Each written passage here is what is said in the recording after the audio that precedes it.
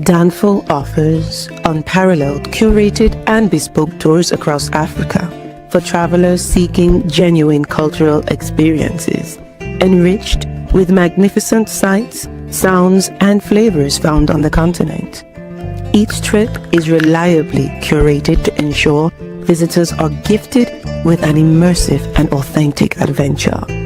Whether you find yourself strolling along the charming white sand beaches of Sierra Leone, feasting on the mouth-watering delicious foods in Senegal, observing or partaking in various aspects of the Isheshi traditional system Ifa native to Yoruba land, Nigeria, with Danfo, you will rediscover a fulfilling sense of kinship to the true heart of the motherland, her communities. Our core values focus on integrity, quality, safety, and sustainability. We are uniquely committed to assisting with the advancement of African infrastructure and promoting African businesses, so both travelers and the communities they visit receive beneficial exchanges. At Danfo, we understand the importance of connectivity, and we have created a model which provides bespoke experiences based on your passions or hobbies. With us, expect a long-lasting spiritual bond between you and your destinations. Live, love, Danfo, Africa. To learn more, visit danfo.africa.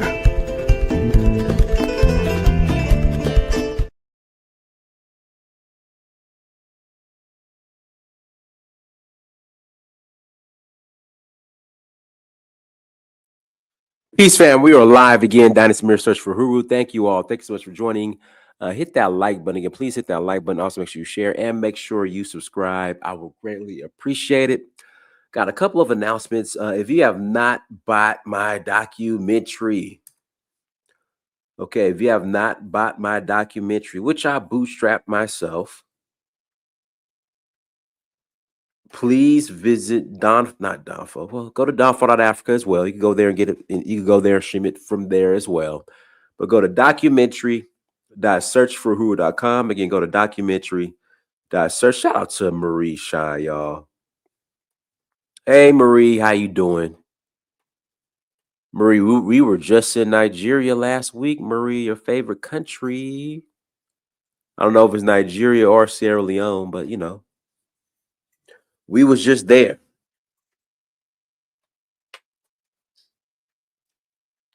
Let me plug up real quick. Shout out to Marie Shaw, y'all. But make sure you go to, in fact, you could just go to, I'm not. And you're more than welcome to call in. If I was anti-FBA, I don't agree with, I wouldn't say I'm anti-FBA. I just don't agree with a lot of the rhetoric. And then also too, you know, FBA is somewhat turning into a mental asylum. What do I mean by that? The amount of people who are claiming to be Native American Indians now is just, it's laughable. But anyways, make sure you go to documentary.searchforhuru.com. Again, go to documentary.search for Uhuru. Oops, misspelled that. Uhuru.com. And buy the documentary, y'all. Again, go to documentary.searchforwho.com and buy the documentary, you guys. All right, we got somebody from India in the house. See, we international over here, y'all. We are international.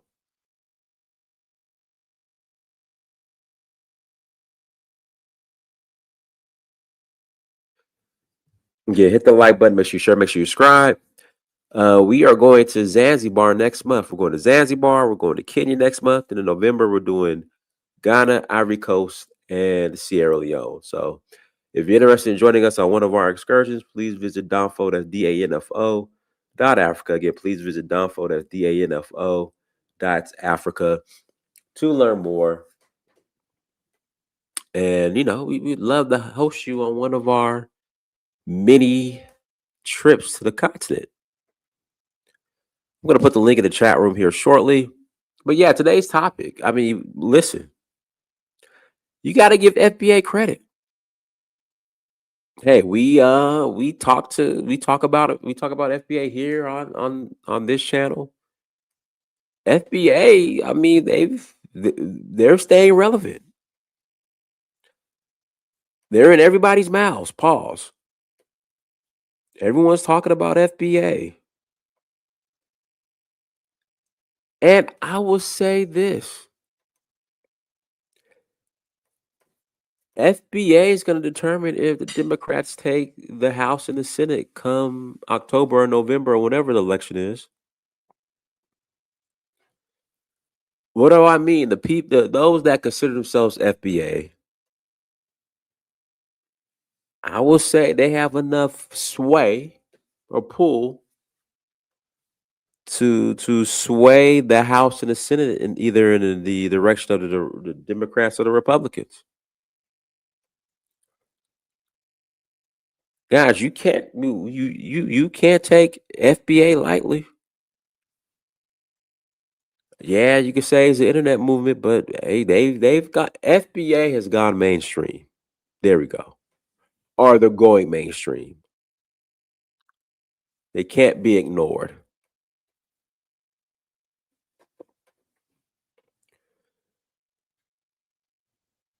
They are running one of the outside of Black Lives Matter. FBA is running one of the best media grassroots campaigns ever. And I would even say this.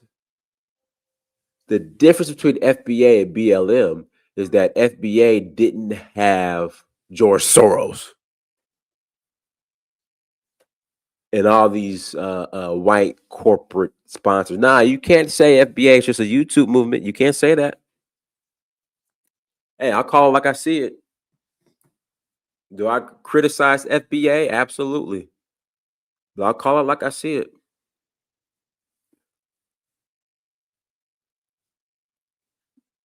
But again, you cannot call them a YouTube movement. Nah, you can't do that. In fact, hold on, let me pull this clip up real quick.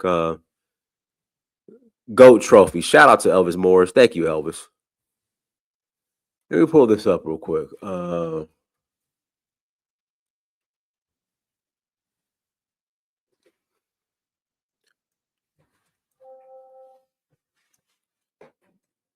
Ryan Coogler. You guys remember this?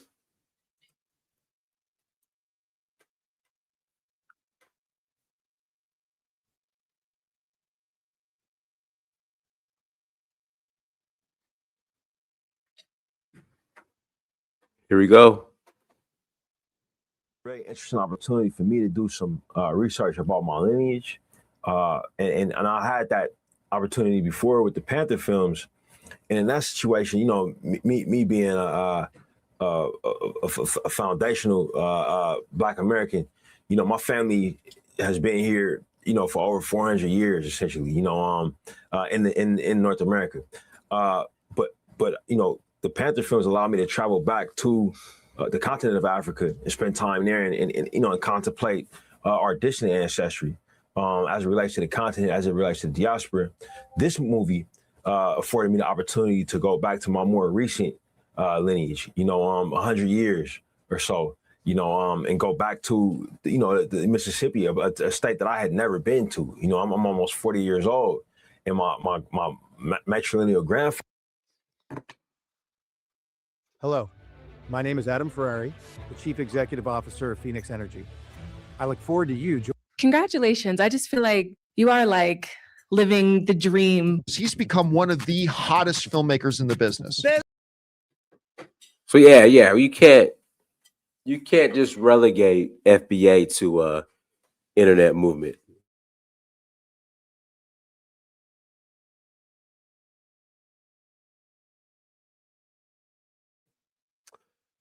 All right, guys. But listen, I'm gonna put the link in the chat room. If you guys want to call in and add to the conversation, you're more than welcome to call in and add to the convo. Again, link is in the chat room if you want to call in. If you want to call in and add to the conversation, you're more than welcome to call in and add to the convo. Link is in the chat room. But yeah, we can no longer say that FBA is just an internet movement. It's not. Diners do not allow M or Africa. No, this platform's for everybody. Go ahead, Dre. All right. So as far as like FBA's relevance, I would like to give more of a breakdown as to how it gained its relevance from the beginning of the movement all until up until 2026. So the initial reason why FBA became more popular was because it was designed to kill the ADOS movement.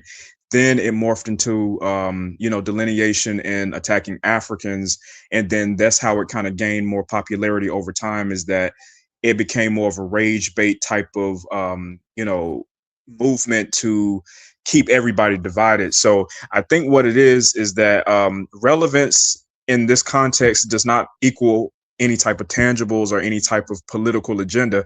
It only leads to popularity, and it only leads to reach pockets.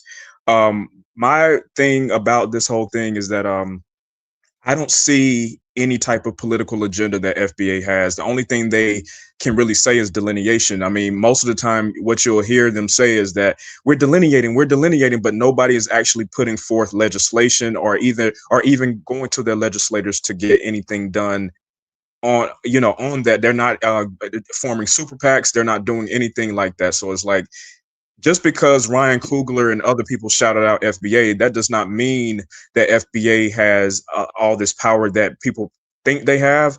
To me, I just think that it's just really irrelevant in a way, because it's not anything that is anything that's important to us. I mean, shouting somebody out, that's fine and well, but that makes no sense to just basically just only go off of that one anecdotal situation of Ryan Coogler or other people or whatever. But I also would like to break down another thing in terms of like this FBA thing.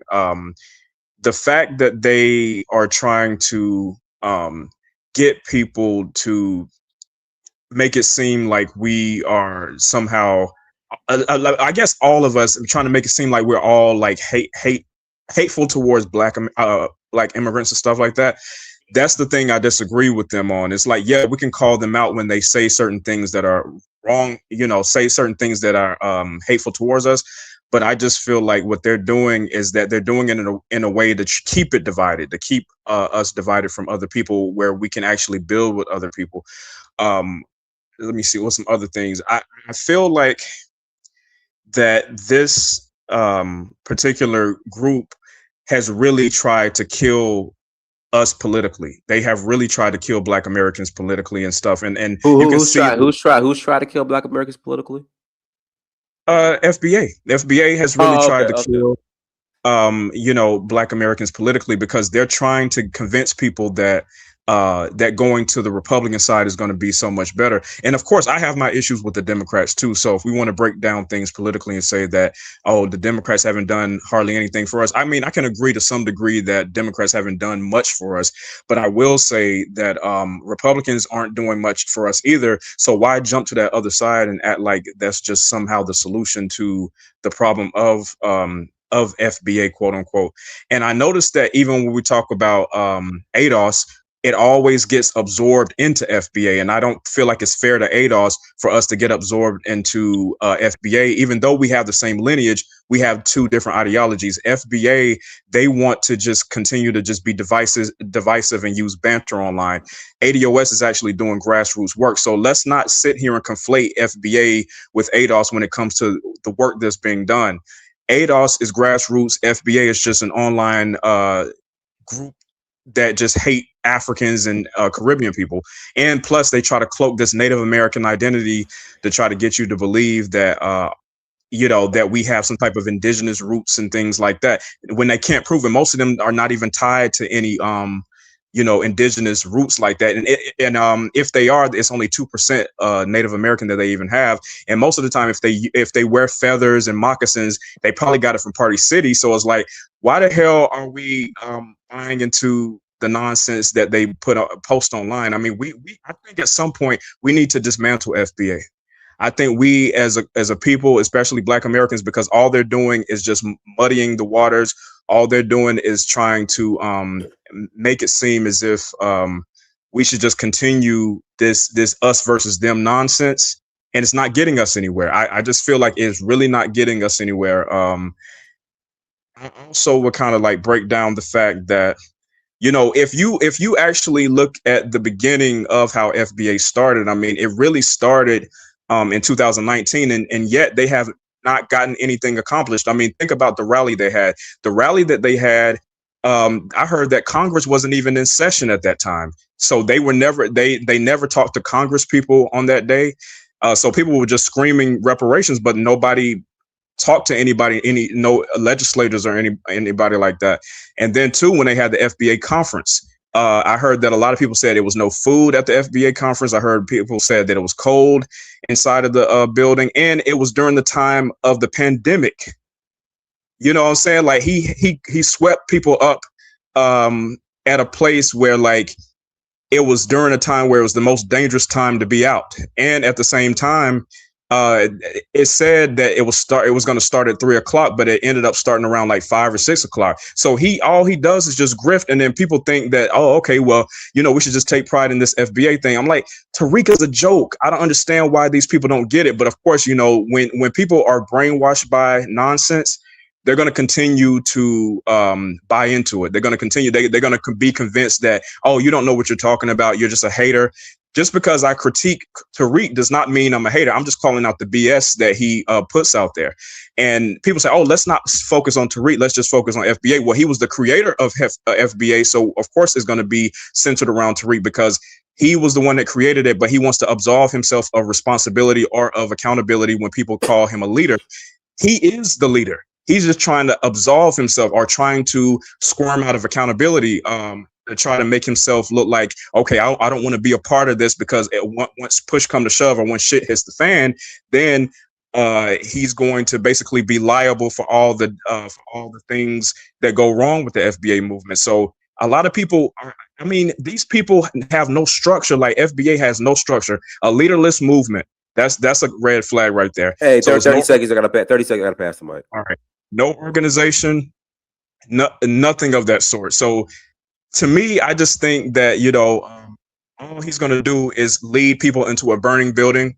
And I also think that even with some of his rhetoric, he also goes straight to kind of leaning more towards Trump's side. Because if you even hear videos that he did with other people when he had debates with them, all he did was just basically jump the side of Trump and kind of, try to act like he wasn't, defending Trump or saying, oh, I'm neither side. But we know that he is MAGA leaning, and I think a lot of the times FBA is very MAGA coded. I'll go ahead and pass the mic. All right, go ahead, M. Thank you, sir. The previous caller spent the majority of his time bashing Tariq and deflecting and blaming Tariq Nasheed when the premise and what Dinah said in his monologue was about how FBA is the real deal and they're going to be the difference between who's going to win. I never necessarily said the real deal. You didn't say the real deal, but I interpreted it when you said they're going to be the determining factor and who win the midterms as far as Democrat, Republican is leaning towards FBA, and they cannot be denied or ignored. And the guy who was previously talking, he was on point when he mentioned ADOS. I don't think he mentioned the name Yvette Carnell and Antonio Moore and Sandy Darity. Now they have more credibility than Tariq Nasheed because Pone Talks or Antonio Moore is an actual lawyer. What's her name? Yvette Carnell was an intellectual. She's like vastly superior to Tariq Nasheed when it comes to her intellectual capacity, also her charisma. She was clowning him for his Mink Slide movement. He went from Mink Slide to FBA because he saw what they was doing, eased up on him. And he kind of took the seriousness away from it because his movement is more on dissing and clowning tethers more so than organizing. You know, they have their rallies here and there, but as far as the reasoning behind why Yvette Carnell started the ADOS movement, it had a lot to do with the failures of Pan-Africanism and how it was one-sided, and we don't really have allies. The African people, every time we look up, they got billionaires on the news feeds, and Joe Biden gave them billions of dollars. Everybody's giving Africa billions of dollars, and now they want to take our reparations movement. And Africa don't really offer Black Americans anything but like a visit, or just looking at the slave dungeons, or looking at our past as far as being oppressed by them. You know, they reenact slave auctions or slave raids and stuff like that. Like they can't see us beyond just 400 years ago in slavery. So Yvette Carnell was on point with her ADOS movement and saying we have a distinct lineage. And another guy came up with the idea of an ethnogenesis. It's really not Tariq Nasheed. There's so many people that add on like gumbo to the mix. So we see the combination of all of these ideas come together. And when the pandemic hit, we saw how the Hispanics was against the Black community. When we had the George Floyd, I ain't gonna call them riots, but protests, we just saw nobody's really looking out for our interests. And then we see how the, I ain't gonna call them the tethers, but the melanated immigrants, when they get into positions of power, like a Byron Donalds or the guy from Westmore, they are against our interests as far as reparations or giving us any type of tangible. The majority of Black FBA politicians are against reparations. So that's just saying, that argument is just saying. What I'm saying is, like Sheila Jackson Lee, before she died, most of the Black immigrants, when they got into positions of power, they aligned themselves with white ideology. Even Barack Obama was the straw that broke the camel's back, because we thought he was a Black American before we even delineated. But the whole politics argument is just, we got to move on from that, because Black FBA politicians ain't moving the needle with no reparations. You can't say that about Adam Clayton Powell or before the Civil Rights Move, before the Civil Rights Act was passed. The Black politicians, all of them was on point, getting our interests pushed in front of Congress or gets bills signed in our interest, until we got the Civil Rights Act passed. And then we saw a drastic decline. They just kind of forgot about us. They kind of bunched us together with all of these different minorities. We lost our position as, Black, white, and separate but equal. We kind of drastically lost a lot of power. What I'm saying, as far as these politicians who are having immigrant backgrounds, Barack Obama was the main one, because we got behind him, made him president, and he totally defecated on Black people. He was saying we should be better fathers. He's basically on this soapbox talking down to us. So he really awakened most Black people. We couldn't believe that he went 8 years, a so-called Black president, went 8 years and gave us not one policy to benefit Black people at all. So I think that kind of started the ADOS movement. But Tariq Nasheed, he was doing his Mink Slad thing. He had a R&B group, and then he eased up on Yvette Carnell and Antonio Moore, because they was getting a lot of traction. And then he came up with FBA. But he's I got 30 seconds. Got to pass the mic. Yeah, he's not as serious or intellectual as a Yvette Carnell. He just on the internet every day with his tropes or his caricatures of the African people and just dissing them all day. He's not really organizing. All right, let me pass the mic. Go ahead, Brandon. Yeah. So, Dynas, what we have going on is the intellectual dullards of the Black community have formed tribes for themselves, and they are in a war of stupidity, right? Because you got one dude talking about, well, Tariq Nasheed, this is Leandre, Tariq Nasheed, this, that, and the third. He doesn't realize that Tariq Nasheed literally did a photocarbon copy of the ADOS movement. So everything that he accuses Tariq of doing, Yvette is literally doing the same thing in the ADOS movement. Tariq is grifting under the banner of FBA. Yvette is grifting under the banner of ADOS. He literally got all his moves from her, right? So he can't see it when it's his grifter, his sacred cow, but he can see it when it's somebody else's sacred cow. Now you got him, he's just a lie, he's just a dishonest person. Everything he says comes out of his mouth is a lie. Adam Clayton Powell, mama was African, you know what I'm saying? Mixed with a white man, with a white. That's why Adam Clayton Powell looked like a white man if you look at a picture of him. So he'll sit up and tether the immigrants and all this stuff. Yet the person he loves, literally, go look up his early life. His parents were of mixed African and European lineage. That settles that whole like delineation thing. But the reality is, FBA is a lie. They tell you it's about lineage, right, Dinus? Then they try to say, well, Hey, yeah, Brandon, you're right. You're right. His parents are of mixed race with African and European ancestry. Oh, I know I'm right, baby. And according to his father, American Indian on his mother's side. Oh boy. Yes, sir. Yes, sir. I know. You know what I'm saying? Yes, sir. I do my research. They and their parents were classified as mulatto. And if you see his picture, he looked like. If you look, hey, bro, don't interrupt me. I didn't interrupt you. Shut your mouth. Shut your cotton picking mouth. All right. Look, hey, if you look at a picture of Adam Clayton Powell, he looked more white than he looked black. You wouldn't even know he was black if you saw him. He was looking for the interest of black people. He's just as much a cracker as he is an African. That's what it changed for you. So there you go. If it's all about lineage, he's double condemned, European and African. Shut up. He did more for black people than Barack Obama. No, I don't like Barack Obama, but I do believe Barack Obama did do something very good for black people, but black people ignored it. When Barack Obama showed absolute proof that the influx of illegal immigrants, illegal Hispanic immigrants, had a negative impact on black Americans. That was something we could have took to the bank and used as a political weapon to help us make progress. Wait a minute. Wait a minute, dude. And make progress. All these years later, black people is fighting for the same illegal immigrants to be let into the country that Barack Obama warned you about. Did government studies to prove it disproportionately affected you in a negative way? You might say he did DACA, but we know you're a dullard because he also deported the most illegal immigrants in history.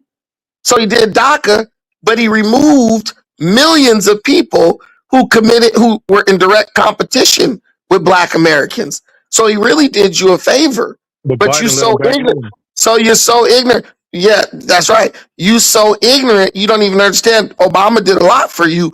We were just so politically ignorant, we didn't know how to take advantage of it. But the point I'm making is this, Dinus. These people are talking about delineation. This dude defending Obama These people talking about lineage, Dinus. If you say black people vote 90% Democrat and FBA is based on lineage, that means FBA is voting 90% Democrat. So that cancels Leandre's ignorant argument talking about, FBA is leaning MAGA. Impossible. 90% of FBA is voting Democrat. Leandre doesn't even understand that the Democrat Party is never going to do nothing for black people. But black people are already voting overwhelmingly for the party he wants them to vote for. But since nothing's happening, he's blaming a small percentage of black people. Democrat. I never said vote Democrat. He's blaming a few black people who vote Republican, right? For why the Democrats are not doing that for them. At the end of the day, black people need to vote with their pocket. Stop with the stupidity of delineation, because it ain't even enough of us here to delineate from anything. Black people just on the internet trying to bully other black people because they're scared of whites and Hispanics and they're afraid to be canceled. And my last point is this. FBA is a cowardly movement. We've chosen an enemy that's weaker than us because we know if we start going after Hispanics and whites on the internet, we will get obliterated. So we just chose a smaller group to punch down on, and they just so happen to look like us. And we'll say, it's not xenophobia, it's not racism, it's not hate when we talk trash and treat them like crap. But then if they sell us into slavery, we'll say, oh yeah, it's hatred. Xenophobia is jealousy. We're literally, it's just rules for thee, but not for me. That's how black people operate. We are the most entitled group of people on earth who think that it's everyone else's responsibility to take care of us and make decisions that benefit us, even if it's against their own best interest. And that's just not the way the world works. Like my granny said, it's going to tell on you before you tell on it. And it is telling on black folks. And we mad about it. It's like body cams. We demanded that the police wear body cams. All the body cams did at the end of the day was expose how ignorant we get on a traffic stop. So all this stuff is backfiring on black folks because we not like the 5 heartbeats, right? You remember they said, if you ain't gonna do it right, then don't do it at all. Black people still trying to do it, but they don't want to do it right. And so we shouldn't do it at all. All right, let me pass the mic. Go ahead, Skywalker. Okay, greetings to the panel. I want to start off, I don't have my Amos Wilson book up with me today. I wish I could read something from that. But I will say that the FBA movement is, like I say, it's an effect. It's an effect.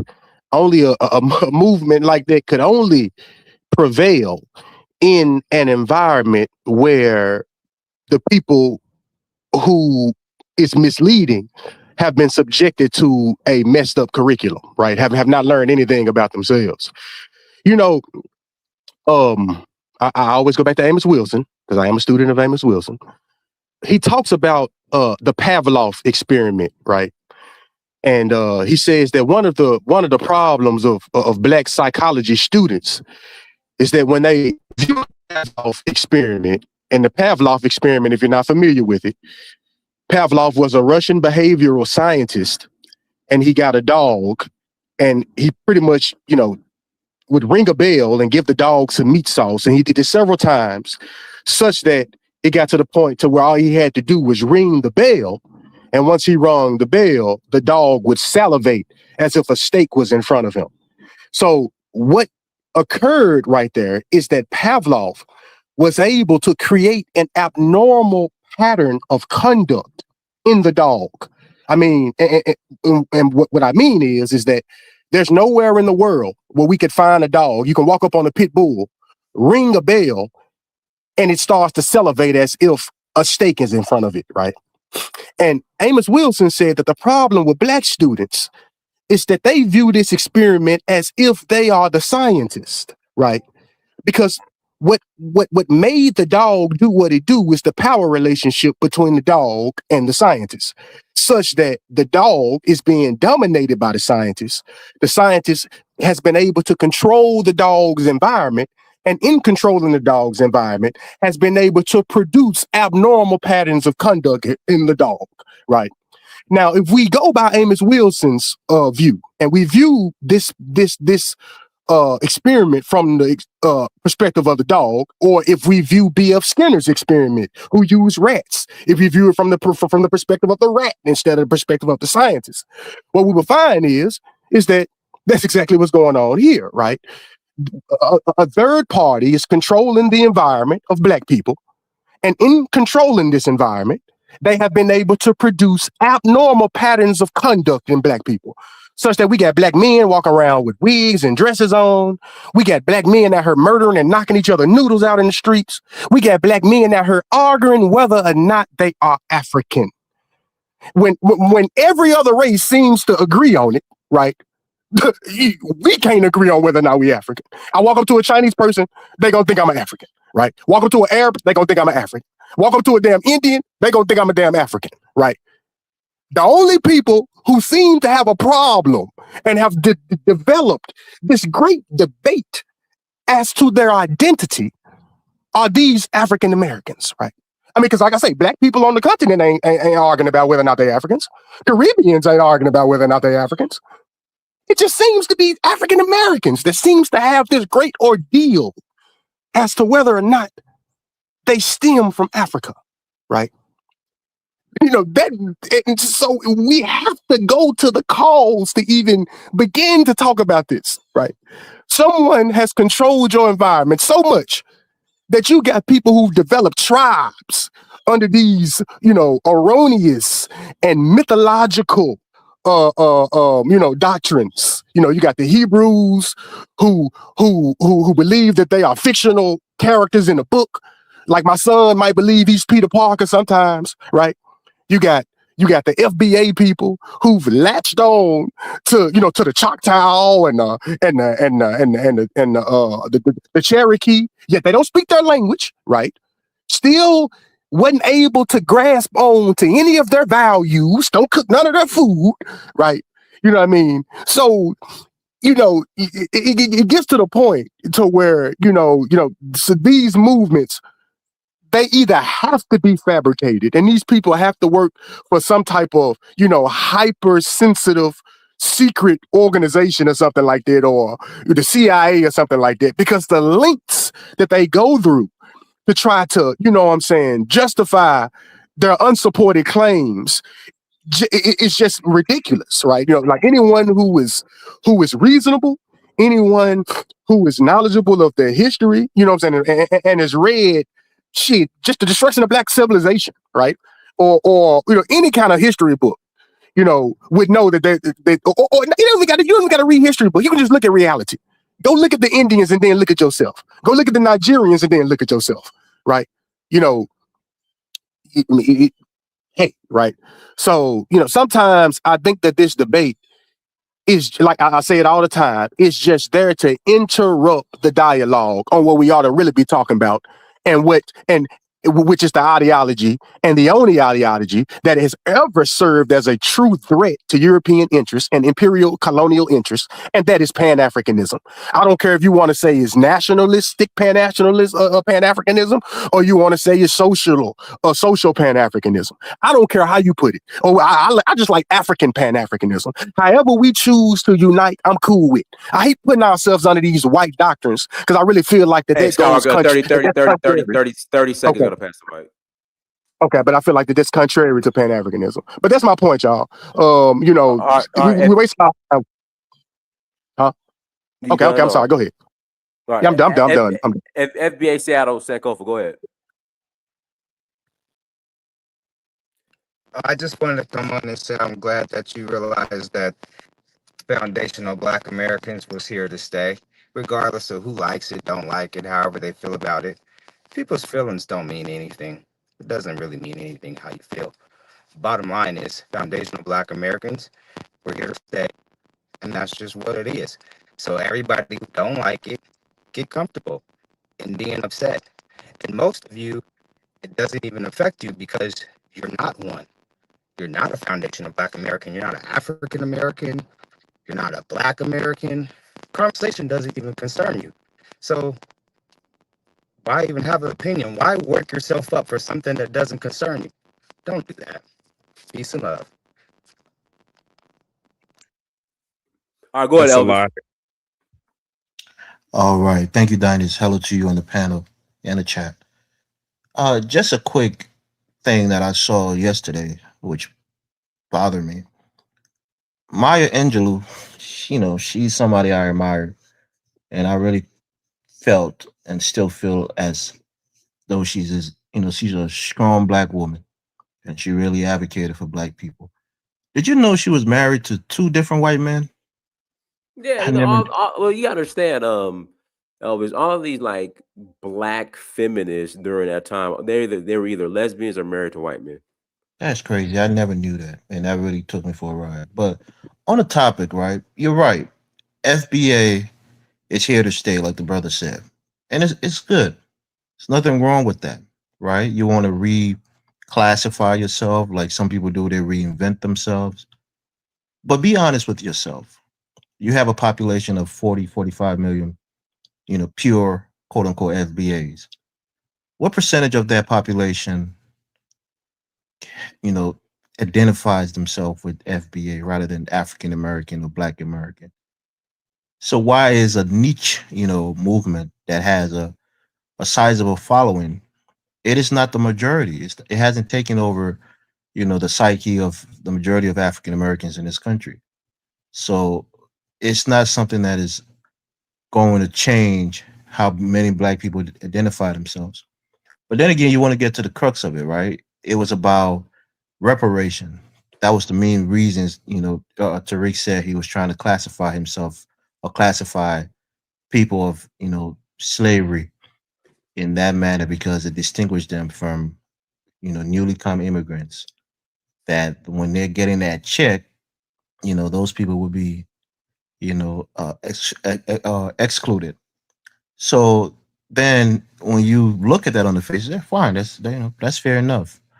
The things that Africans like myself and others have an issue with is the demagoguing, of Africans, otherizing Africans. Like the other brother was saying, he was trying to allude to it. Even their parents, people make this argument all the time. That appearance is a big factor that Africans don't look like quote unquote FBAs. And it's weird. It just gets funny. But I was looking at Meek Mill, right, the rapper. I don't know his background. I'm guessing he's an African American. But I looked at him and I said, I know a lot of people in my community that look like Meek Mill, right? And he's black. Even you, Dynas, nobody would tell you that you're not African American. You have your father, your mother. I'm sure they have a history in this country. You can go to Senegal, you go to these Mende countries, you look Mende. You have the height, you have the complexion, you have the fiscal the physique to be a Mende person. But I think what people get confused is when you have a lot of admixture in African Americans, they think that that's how their ancestors came into this country. And that's an inherent look that they have because they have some white blood and they have a lighter, shade complexion and their hair is a bit curlier or a bit more straight than an African on the continent.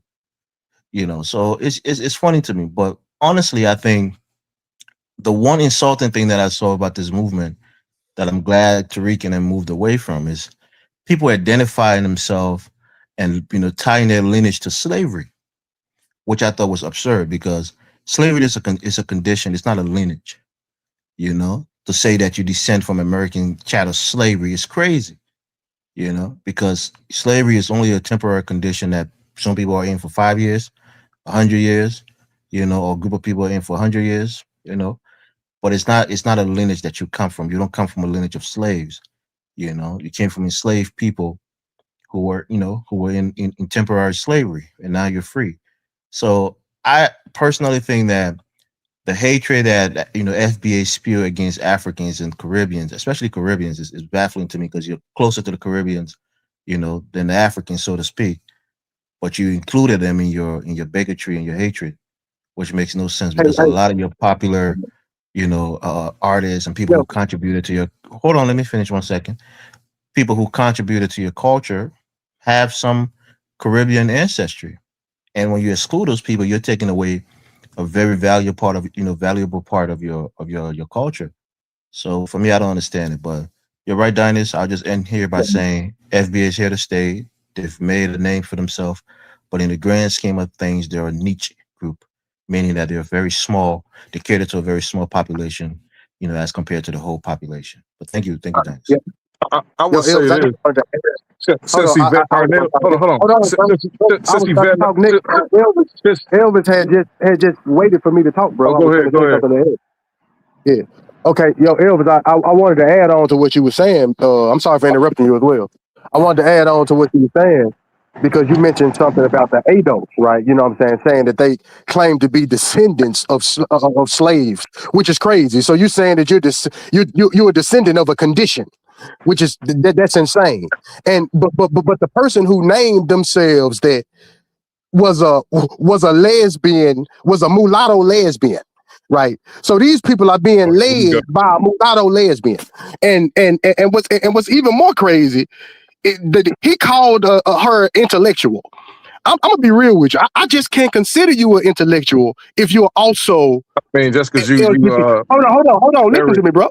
Amos Wilson don't mean you an intellectual. I can't consider you to be an intellectual if you're also a homosexual. I mean, that literally means to me. I knew this was going to happen. You know what I'm saying? He's trying to discredit. You're trying to discredit Yvette because of anyway, her. like I was saying, You're trying to discredit I don't her. have any evidence she's a lesbian. It's silly, bro. She it's is, silly. but he's trying to discredit her with that. That's what he's trying to do. But as far as your babble about Yvette Carnell, I will say this as far as Elvis. The reason she's not here, I wish Dinus would have her on the show, invite her on the show. But since she's not here, the reason she linked it to slavery was because that's the justice claim, that's the crime that reparations is based on. So she's saying if your lineage don't have that crime done to them, you shouldn't be eligible, regardless of how much melanin you have. That was a whole delineation, because these people didn't suffer American chattel slavery. So why should they get any of the benefits that came from any of the restitution? Political reasons. It was for political reasons. It wasn't had nothing to do with saying that we're proud of you. Zimbabwe went through slavery. What the fuck are Slavery you is a talking crime about? against humanity. If it wasn't done to Africans, Yeah, it's about why the should harm they that was get done. any of the reparations? Why should they get any of the reparations if their lineage didn't suffer it? All people endure colonism and imperialism. I mean, colonialism happened in Africa. Colonization is not the same thing as the institution of slavery. It's not the same thing. Exactly. It's not the same. So we cannot compare those two. I'm not talking about colonization. There was actual chattel slavery, black people in chains on the continent. You should read your history, brother. That's not our lineage. Our lineage is American. But that's not our lineage. Our lineage is mainly here. Your lineage is being black. Your lineage is what the others see you as. See, the Africans have to Being black is very broad. Like, See, that's what I'm saying. Y'all are very dishonest or disingenuous when we have these conversations, because you always like to flatten everything. The reason why we had to be specific is due to the fact that if we were to just call ourselves African, everybody would attach to it. So that's the reason why we said either ADOS or FBA, because we needed to have a distinction. And Jamaicans, everybody distinguishes themselves. Jamaicans distinguish themselves. Nigerians, everybody distinguishes themselves. That is a theory. You don't know. You haven't. That's not scientifically proven. You don't know that's true. You're assuming that. What do you mean? I don't know it's true. What do you mean? I don't know it's true. Well, you just said if you just said if you just said y'all don't want to identify with being American because of the things that happened to us. I understand that, but that doesn't mean we should romanticize Africa, because Africa was the very continent that sold us off. Why the fuck would I want to sit here and try to say that I'm African, knowing that they were the ones that sold us the fuck off of the damn continent? Well, in that same token, you identify yourself as an American.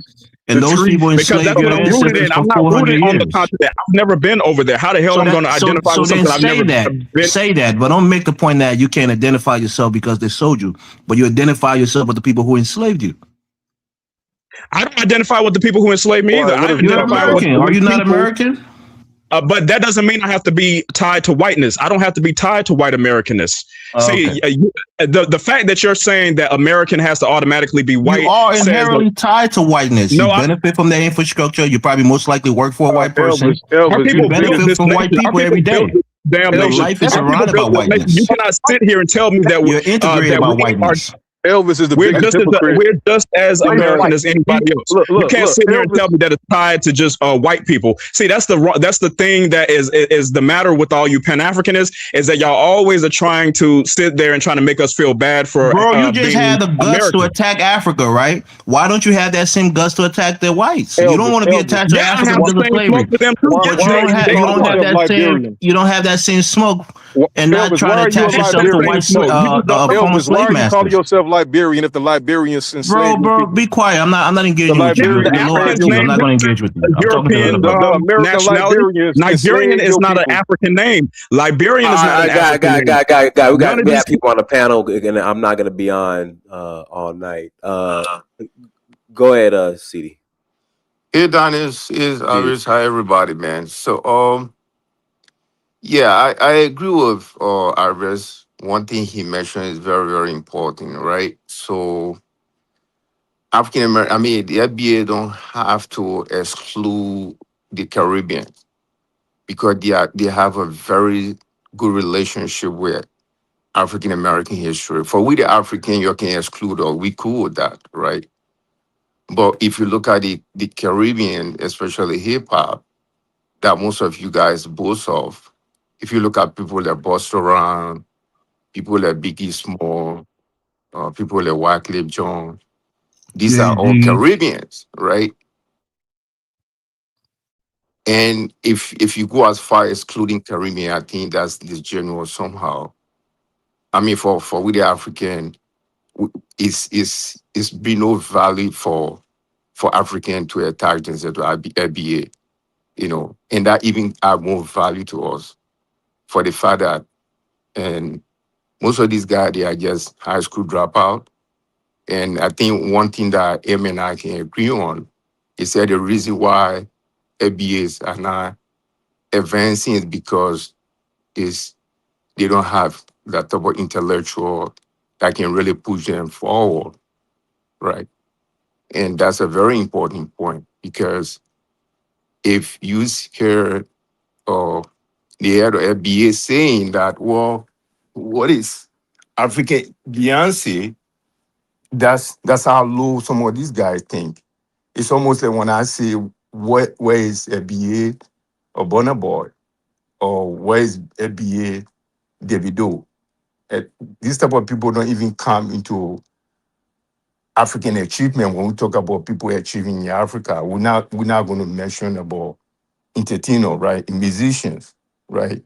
Because there are certain African tribes, when you are a singer, they don't even attach no value to you, no matter how successful you are, right?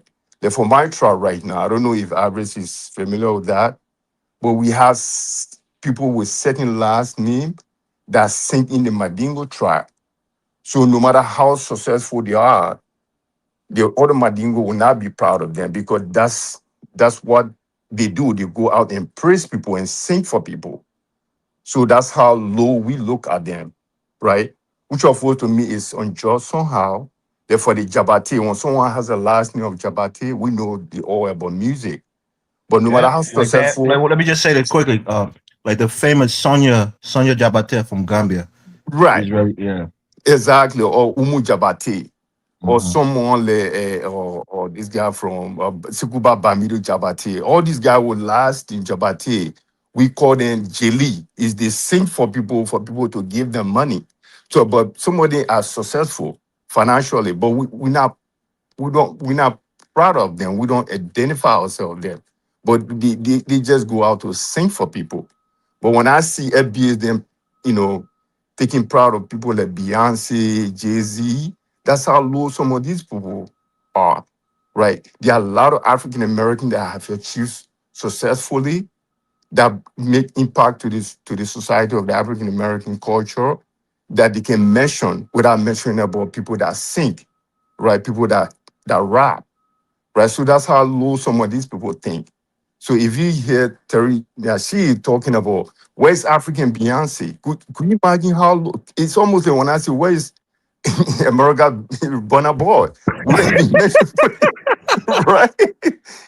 So that's how low some of these people think, Burner Boy right? is far beneath of Right. So Beyonce. so I'm just setting example. I'm not making comparison. I'm Beyonce is not a going to damn mention devil. someone. Beyonce is a I'm not going to damn mention devil. someone like Beyonce or Burna Boy in my intellectual forum.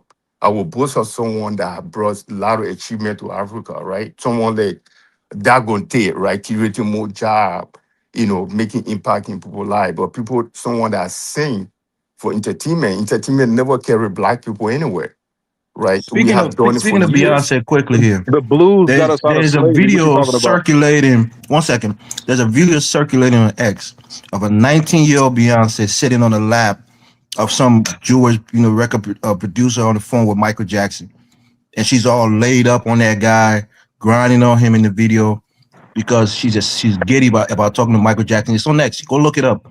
So she was probably groomed in the industry. So when you're Right. proud of Beyonce, just realize that. Go look at that video. I'm telling you, Dotties can So maybe pull it Elvin, Right. up. So why do y'all call when yourselves don't cut Liberians me. This is my if time to we talk. if we So oppressed you? Why do you claim Liberia? You didn't oppress anything. Your ancestors stayed in The Mississippi black and Arkansas. Americans oppressed you. Why do you There claim was Liberia? there was no black Americans in so Liberia. please, I would prefer some of the FBAs Yeah, coming y'all on and be descend from us. proud of people like Danis No, that there was no making black impact Americans to there.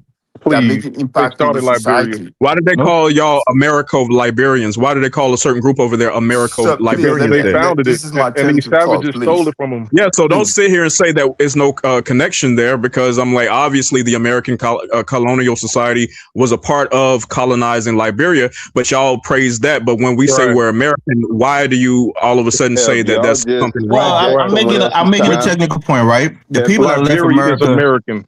1 second, please. The people that left America wasn't American. They didn't have citizenship. They were Negroes. They were black men who left The this country original name of and America was formed the the country. copper-colored people found by the Europeans. So that Harvest is giving history right now. You always come and make that false Liberia claim. is a name that you None of these adopted people from were your claiming American oppressors. identity. Liberia That's is the not an first thing. African name. That's probably more likely a Spanish name or something like that. But it's not. It has no origin in Africa. They got a Louisiana in Liberia. They got a Louisiana in there. So what about So that? what? Is Louisiana African American made? Is it It's from American. African American mind? It's American. Right. The So what are you colonization can saying? cause that. It doesn't necessarily mean that because Y'all hypocrites. we have a Won't y'all give up the Louisiana, name it means that's Liberia? African American. Jamaica is also not an African name for a nation, but still Jamaicans represent Jamaica, or they rep Jamaica. So how come y'all don't give them that same smoke y'all give us when it comes to? What are you talking about? Jamaicans is not FBAs. Jamaicans don't play this FBA nonsense game. We don't. We know we African. No, but we know we African. We don't play that nonsense. Dennis, this is my time to talk. This guy, let you finish, please. Let me finish. So the thing is, you go and disclaim someone like Biggie Small, one of He's very the biggest rapper repetitive. ever. You keep talking is about Jamaican, Biggie Small right? and Beyonce. That's all you keep saying. Biggie Small is Jamaican, Tupac right? Tupac Mother is Jamaican too. Busta Rhymes is Jamaican. It's not. So where you guys going to put Biggie Small? Right, so as a matter of fact, the Caribbeans were the ones who differentiated themselves from us. We don't want they the no ones separated relationship with themselves from That's us. a lie. That's a lie. That's a lie. Listen, we know black. We need no black. I'm Jamaican. Me no black. I'm Haitian. We the African. We don't want. Y'all don't give me no black. That's a lie. No Jamaican said me no black. Never. Me no black. That never happened. That's a lie. But the first thing y'all talk about is y'all are rooted in Jamaica. I think you're conflating the Dominicans. The Dominicans are the ones that said me no black, me Dominican. But how come y'all don't say anything about them as much as y'all say things about Black Americans? I've not heard anybody being proud of being Jamaican. Jamaicans are even more identified than They even rep their flags, like even online. I will tell you. They even every have Jamaican that I've met. So, but you guys, you're for us. We the African, we cool. But at least You're not you guys African. should, There's no country called Africa. sympathize with the Jamaican. Your country Jamaicans is called Liberia. are huge part They of rep their African Jamaican American flags culture. though, but y'all don't have any issue with that. They are huge part of Africa. Even this guy, or what they call Marvin Gaye, or one of these guys. Marvin Gaye. No, I mean one of these famous Jamaicans. Louis Farrakhan. Where is he from? Louis Farrakhan is Caribbean. So where you going to put from the Louis Virgin Farrakhan? Islands, I think. Where you going to put Louis Farrakhan? So Farrakhan ain't guys, done nothing. He's you just a forget failure. about we the African. We don't, but you at least just try to have some respect for the Jamaican. I mean for the Caribbean. We don't have to respect anybody in our country. You respect us in our country. No, but you don't have to respect us. You don't have country. This is a white man. I got a serious question, guys. Let me ask a question. I got a serious question. I got a serious question for Seattle, right? Let me ask Seattle the question. So what does that respect looks like for the Africans to show you respect? What does it look like, Seattle? Pay us some money and give us some land in Africa. Okay. All right. Let me talk now, okay? First to begin, Caribbean people, we respect Africans. That's why we working with Africans right now. With Africans, you respect the country that you're living in. To the Caribbean. You don't live in Africa. Hold on, we're working on planes coming to Caribbean, and we're working with Africans, we're working with trips. That's why the UN is crying now, saying the Caribbean should not work with Africa. With the planes come in and we traveling and we sharing our resources. The UN is crying right now. So we know we are Africans. We don't run around here and say we Caribbean FBA. We not the people who sold us died. Our ancestors died. Now we're making amends and we're moving on. This nonsense with this FBA and it's nonsense. The people who sold us died.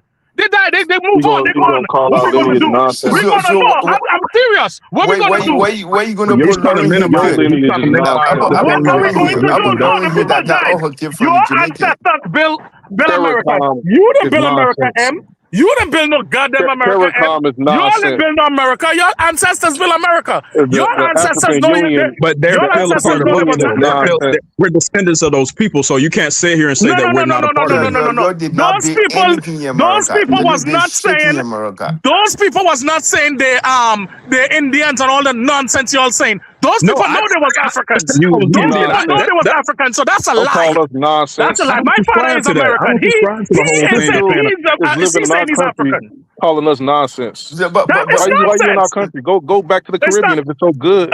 nonsense. What you doing over here? you Our don't have dollar no is so I can country. be nonsense. here. You I don't can be have no here. country. Go back to Africa. And what makes America your country and not mine? Because you born in so-called Liberia. What You does it ain't from mean? here. How does somebody become an He's a American? freeloader. How does somebody become an American? You can't be American. How does somebody become an American? Show me one Only the city that women is could being come run and for marry a black people in man. America. Show How me does one somebody city. become an Liberian man, American? you will always be a Liberian. You will never be How one does of us. somebody become an American? You can't be one. You could be a Okay, there you go. They'll be coming here and trolling, man. You know how much Right, that's what I say. This guy has low IQ. That's why I can't conversate with him. You know how much He wants to talk to me, but I can't give him that privilege. You know how much He's low Africans IQ. are in the He Caribbean right now? criticizes black Americans for claiming America. Yeah, he's claiming Liberia. No, who oppressed his people. I made a point. The brother said he America can't claim oppressed us. Africa. Okay, we American. Why you The claiming brother said he Liberia? can't claim Africa because of slavery, but he probably claimed You said America that even though Liberians were put in his slavery ancestor was by enslaved there. Americans. So why you claiming Liberia? A people that enslave your people. Nobody enslaved our people. Why you You claiming said when we America? went to Liberia, we Never enslaved. said that. America enslaved your Never people said too. America enslaved your people too. Then I'm American not whites enslaved arguing our that people. point. I'm arguing the fact that he said we shouldn't claim America because we was That's oppressed not what by I America. said. I was but you just claiming a showing the country that hypocrisy. oppressed your people. No, I was showing the hypocrisy of the If brother. Jamaica is so free or whatever, then how come y'all can't get on certain islands on the island? How come y'all are restricted to go on certain I think beaches or places like that within Jamaica? How come that? Because the white devil, man, always Yeah, comes you see there. what I'm saying? You see what I'm saying, though? That's a fact. So That's a fact. it's not just black people who own Jamaica. Yeah. It's probably the British, most But likely. we don't fight. But listen, dog, we don't fight our African brothers. We don't fight people like how you guys do. We don't say go back to your country and all that. We don't do that nonsense. And That's your nonsense. Zopounds over here fighting But on the us. continent they do. On the continent they do that You to guys each other. fight the These Zopams. You Caribbeans guys coming went to in the America. Zopams. You lying. You lying. You guys who went to the Zopams territory. You got what? Guys, we got to pass the mic. There's a brother on the panel who's trying to speak. Let him speak, please. No, but I didn't even learn. You guys took me off. You know, I didn't even Come on, speak. CD. You're spoken up, brother. Let's pass the mic. Thank you, Dinas. Thank you. No, that's not Dinas, just me. Go ahead. And peace to you. I want to say this. What I am hearing while I'm listening to this conversation is stuff that got us in trouble while we were in Africa. You know, tribalism. It's the 21st century, and all I am hearing on this panel is tribalism. And I will ask, why are people trying to move backwards? I think that sometimes us black people have a problem with moving backwards and trying to hold on to something that's already dead and gone. You gotta look back in order to move forward. I don't need anything from you until I am finished, brother. Why are we trying to practice tribalism when that's what got us in this mess in the first place? See, when I don't know how many business owners there are on this app or this page, but anyone who started a business know you had better keep certain individuals out of your business, out of your establishment, because when you started, you may have great intentions for it, but then the N-words come along and they mess your whole movement up because they don't really know what it's for, what it's about. They don't have the tact and the education to push your movement how you would actually want it pushed forward. They'll turn it into gang banging. They'll turn it into tribal warfare. So perhaps ADOS and FBA may have decent intentions, but then the N-words get a hold of it and they turn it into gang banging. That's not what ADOS and FBA for, gang banging on Africans and Caribbeans all day, every day. That's what N-words do, who will tear your business down. Thank you. That's So I don't have any problem with, per se, with FBA, ADOS. Let's delineate. My problem is, how long does it take, brother? All it takes is saying, look, we are our own ethnicity. That's it. It's done. It's done. We don't have to keep harping on it 5, 6, 7, 10 years. I can ask any of these Africans or Caribbeans on here, do you recognize that we are our own ethnicity here? They're gonna say yeah. They're gonna say yes. They're gonna say we've been known that you're your own ethnicity. They're gonna say, you know, congratulations. We established our own ethnicity 100, 200, 300 years ago. Y'all are late to the party, but clap, clap, clap. Congratulations, you're your own ethnicity now. How long does it take to delineate? That's why when you go to a FBA meeting, a FBA chat, they're not talking about nothing except musky this, go home that, dirty this, crap hole country that. Because it only took us saying, look, we're our own ethnicity. That's all it is. Everyone recognizes that. Everyone knows that. Everyone knows that, brothers on the panel. Who doesn't know that we're not our own ethnicity? I mean, goodness gracious. Y'all just want to gangbang. You sound like an apologist. Y'all are the brothers. You sound like you're making excuses for the Y'all people are the brothers Have some respect for your FBA brother, please. Have some respect. You even have no respect for your FBA brother, man. Have some respect, Let the guy finish. Y'all are the brothers who mess up people, movements, who mess up people. You see, we're developing a common enemy. Go smoke We're getting on one accord because we're rallying against our enemy. These who are these melanated immigrants. I want to say something, right? We're getting these melanated immigrants in order so we can get them up out of here. So African Americans are tribal. They're tribalistic. And I say this with deep thought and profound understanding. The reason they can't met out their tribalism is because they don't have the power to do so. Now, in Africa, for example, you might have a ethnic group who has the presidency, and they have power where they can show their preference for their tribe. If FBAs or African American have power where they're the government, you will see that tribalism. It's almost inherent within all black people. So when they say we're not tribal, it's just not true. You don't have the power to exhibit your tribalism. Let me say this last thing. Let me say this last thing. Let me say this last thing. Give me 10 seconds. I'll pass the mic back. Let me just say my thought. Fight this government. So what you said about the gang banging right now? is insightful, right? Government. That's no different than what happened is insightful because y'all are just trying to call us out because we. There's a popular FBA guy called Out for Something, right? The United States. That guy is a quintessential gangbanger, and he didn't do it like they're claiming their set. It's like claiming your set to be FBA, and anybody from the other side is F them, and you don't mess with them. That's no different than what goes on over there on the continent. Ideology. But I pass the mic back to you, bro. But this guy is so blind because we have to fight this government. This government is our oppressor. How you talking about if we don't have our own government? We had a government in Liberia, and we see what y'all savages did. The brother got the floor, Mr. Habitual Complainer. But we have to fight the United States for you to be able to enjoy this. Let the brother speak, man.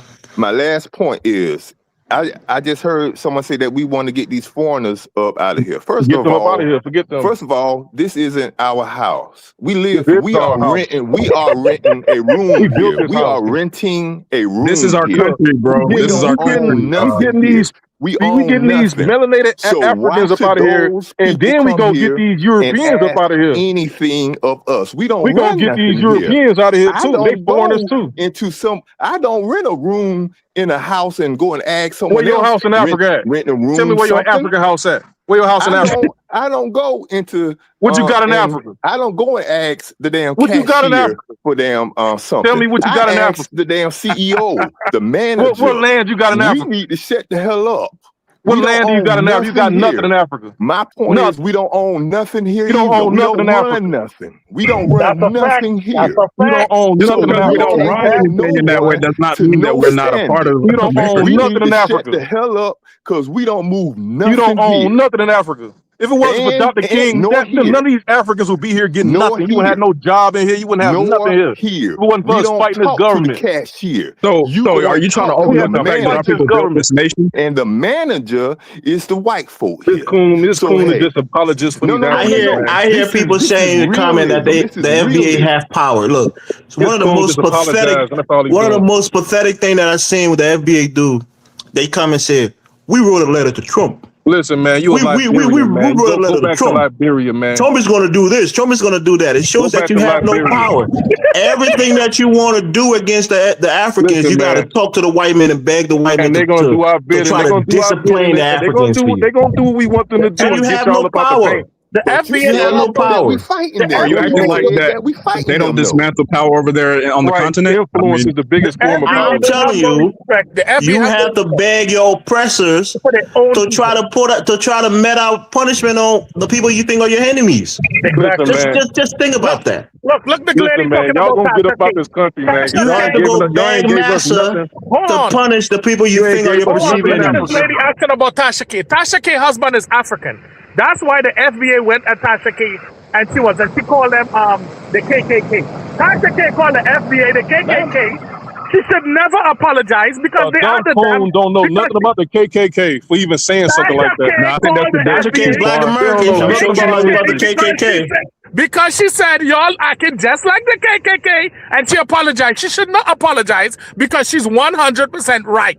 And Tasha K, big up yourself anywhere you at. You are 100% right. The FBAs is acting like some damn KKKs. They're acting silly against their own brothers. I'm waiting to see the white man come out and say, I don't want these white Polish people here, these white German people here, these white Switzerland people. I want to see that because it's only these dummies, these black FBA dummies are coming up here talking these nonsense, okay? On their own brother, when the white man is controlling America, the Indians have the delis, the Chinese have the Chinese stores and everything, but somehow the black man that look like you is a problem. Y'all sound like some fools, okay? And this FBA thing, it's gonna be over by next year. Hey, but Babaliko, let me ask you, right? And again, I want to be respectful to my African American friends.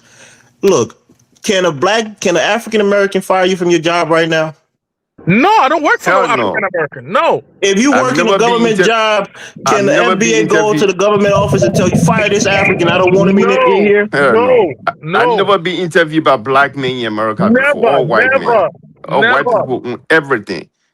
And first of all, show me one city that is run by black people in America that are doing well. None. They None. burn down everything and they run back to white men to build them None. out. And look at the black so cities. y'all don't act like so Look y'all at don't our run to the black white man. cities. So Look y'all at the black have cities your in own power. America. The black cities in America is run down. They're killing each other. They're killing their brothers. They shoot Oh, their so you brothers. act like in Are you other countries serious? they don't do that? You act like in Jamaica and the No. Jamaican slums they No, don't kill each no, other? But You act no. like in what I'm Liberia saying- they don't hold kill each on. other? You act like in Yes, Nigeria they don't kill each other? Yes, it have that. It have that. But what I'm saying is, y'all want Yeah, to yeah, rule- y'all are hypocritical because y'all just want to only that's not highlight hypocritical. that on What us I'm saying- and trying to what I'm paint us saying out is- to be the villains, but y'all do the same The shit point in that your I'm own making, country. brother, is you have no tangible power to met out punishment against the Africans. Exactly. The Caribbean still got power. We could try. Yes, sir. Y'all don't have no power, but y'all Yes, want to Y'all are owned by the British. Y'all are owned by the British. How the hell y'all got power? The They British have- colonized they- y'all motherfucking asses. They have their own police force. They have their own prime minister. Yeah, but a lot of those countries are very dirt They're poor. running A it. lot of You're those damn not running countries this. that You're are not black running. run are very dirt poor. In And they're your running communities, they're running even in the institutions. blackest community. Bro, somebody got to mute, man. It's disturbing the show. Even in the blackest communities in America, the police forces there, the people that patrol you and met up punishment against you, the majority white. There are white people who live 3 counties away from the black communities and they're still serving as peace officers in your communities, right? When you go to most of the mayors in these places are white. You know, when you go to the post office, the people there, they're mostly white.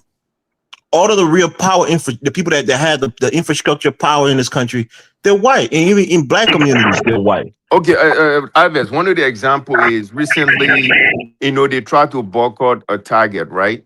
So now Jay-Z went and signed a deal with Target, right? And they started going after Jay-Z. What Jay-Z said, that you can't boycott this business. Why you can't boycott or Google? Why you can't boycott a Mirror? Because these are people that's doing the same thing that Target is doing. We can't able to boycott anything. That means you don't own shit. If Jay-Z can come on and say we don't own anything, we can't afford to boycott all of these businesses. We have no options, right? But in Africa, we run shit. Jamaica, in Caribbean, black people run things. That's why you see the success level of black immigrant, because they have seen the successful part of black people, so they think we But can why do run y'all come things. here And for then the we United make States? Let me difference. say this. I'm not Why saying y'all this come to here be though? disrespectful to Whenever black y'all done, Americans, I want right? to I'm speak. not saying this to disparage black America. I'm saying this as a matter of fact, right? It's a matter of fact, and it's not to disparage you. Most of you know it. But what baffles me is that when you say things, I see the women, especially the women, right? Because the women do this thing, and black men, they say this about their women, and being a liberal, sometimes I push back on it. But they say that the black women, they love to run to white daddy. And that's what a lot of these FBA women do. They make statements. Somebody came on this platform and said, well, that's why we wrote a letter to Trump. We can't wait when Trump take action against these immigrants. So the very people you talk about oppressing you, Trump said literally, maybe about 8 months ago, that black people, not even black people, but America should pay white people reparations for the civil rights movement. Yep. Because it cost white people a lot of damage, financial damage. I He don't agree said with that. Well, yeah, I don't I agree hope with you that. heard it. Maybe perhaps you heard it. You heard it But on the Trump news. said that. Trump said that. Right. That's a fact. So then your women run to these people for refuge or to seek validation and to complain about Africans so they can punish us. The men, Yeah, But you guys will say that you don't run a white supremacy. You definitely let me interject. Let me interject. I'm sorry. I don't want to be disrespectful. I've been here for a while. brother, go ahead. Yeah. Hey, what's up, Dynus? This is CJ. Thank you for having me on the panel. Now, I just want to kind of get on the topic. I was just going to tie into some of the stuff y'all are saying. I don't want to be long-winded. Yeah, they're staying relevant. The FBA movement is staying relevant. And the reason why it's staying relevant is because of the rage bait, meme style way that they're going about things. And what's even happened is that you even had the Aborigines, the Abo, they jumped on it too because they see the wave. So what's happening is as it started growing, you've seen people starting to grift. Even people that have black immigrant backgrounds that are jumping on the grift. I brought up before, Dennis Sperling is part Jamaican. He has a child with a Jamaican woman. He also has a Dominican wife. He actually lives in the same, like literally a town over from where I live right now. He's over here in the Houston area. You also got George Macon. He's also, I think, Caribbean as well. In fact, it was exposed on a live stream when he was confronted about it. He was running with the FBA movement. At one point, Lord Jamar was running with the FBA movement until he realized that his grandfather was Guyanese, or no, from Grenada. You can look it up. So you have a lot of people that are jumping on it because it's an algorithm wave. This is the reason why the FBA movement can't be sustained, because what happens is in the age of social media with algorithms at play, people will jump on it and they will begin to cannibalize it. Another thing is that the FBA identity is not really solidified. It's a lot of flip-flopping and switching on who is and who isn't FBA. So Westmore can be called a tether, an immigrant, a black immigrant, because he has one parent that is from the Caribbean. His other is actually from here. Then you can still at the same time go and claim Nipsey Hussle and say Nipsey Hussle's FBA because you think he's cool. Same thing they did Yeah, with I Beyonce. agree with that. Beyonce's father is Bahamian. He's a Bahamian American. He was born and raised in the Really? U.S. Yes. Yes. And you know how I know. You know how I know this. Listen. You know how I know this? I grew up with Beyonce. Literally, Yep. my younger sister is close friends with her sister. Not only that, Solange's baby father, the one she had with the son with back in the early 2000s, that was my friend in high school. He went to the same high school as me, Fort Bend, Austin, and then transferred over to Houston Madison and played football with Vince Young back in 2001. So I had Bahamian friends too. And I know Bahamian people, like I even know some of the surnames that are common among the Bahamian. Knowles is one of them. Darling is another one. So you got people that are claiming someone is an FBA goddess, woman as Beyonce. So you're telling me the biggest female artist in the last 50 years for African American is not even a FBA? No, it's Caribbean. Her dad is Bahamian. You could look up Matt. Yep. Just go to YouTube, type in Matthew Even Knowles the Nicki Bahamas. Minaj that the FBA, No, they don't claim her. Nicki. They don't claim. No, they already know she's Trinidadian. No, they already knew that, right? But I'm saying all the popular musicians. But that's why I say I don't get it when they went after the Caribbeans. Well, Aaliyah's dad is Jamaican. You can look this up. Aaliyah's dad is Jamaican. Lauren Hill, all her children are Jamaicans. So what Well, you say about that's that? let's talk about the ethnic going with the black immigrant, because I like that you brought up Lauryn Hill, right? She had the kid with Marley, right? The Marley son. Now peep this, right? Earlier today, an FBA guy who promotes FBA on his channel, he actually today, I was listening to his live stream while I was at work on break. He said that people shouldn't get on them about dating black immigrants or immigrant women, that it shouldn't be a problem. But wait, you're so super duper promoting FBA, but you don't want to let go. You don't want to let go of black immigrant women. You don't want to let go of that. So this is really why I tell you, you cannot sustain such a movement if you cannot stay away from the same people you're trying to delineate from. You claim you're delineating, but you want to get with a Dominican woman. I need you to clarify this, right? Because somebody is swearing up and down her daddy is FBA, but for real, are you saying he's really, Bahamian? Go on YouTube right now, type in Matthew Knowles Bahamas. Yes, he's Bahamian. Yes, he's Bahamian. I just check it out. It. Oh my put gosh, some respect bro. on the Caribbean. You put some respect on the Caribbean. Aaliyah's dad is Jamaican. Caribbean. All from the Caribbean. The second biggest singer in the last 30 years. I mean, if that was newer. Of course you have Janet Jackson, but you're talking about Aaliyah.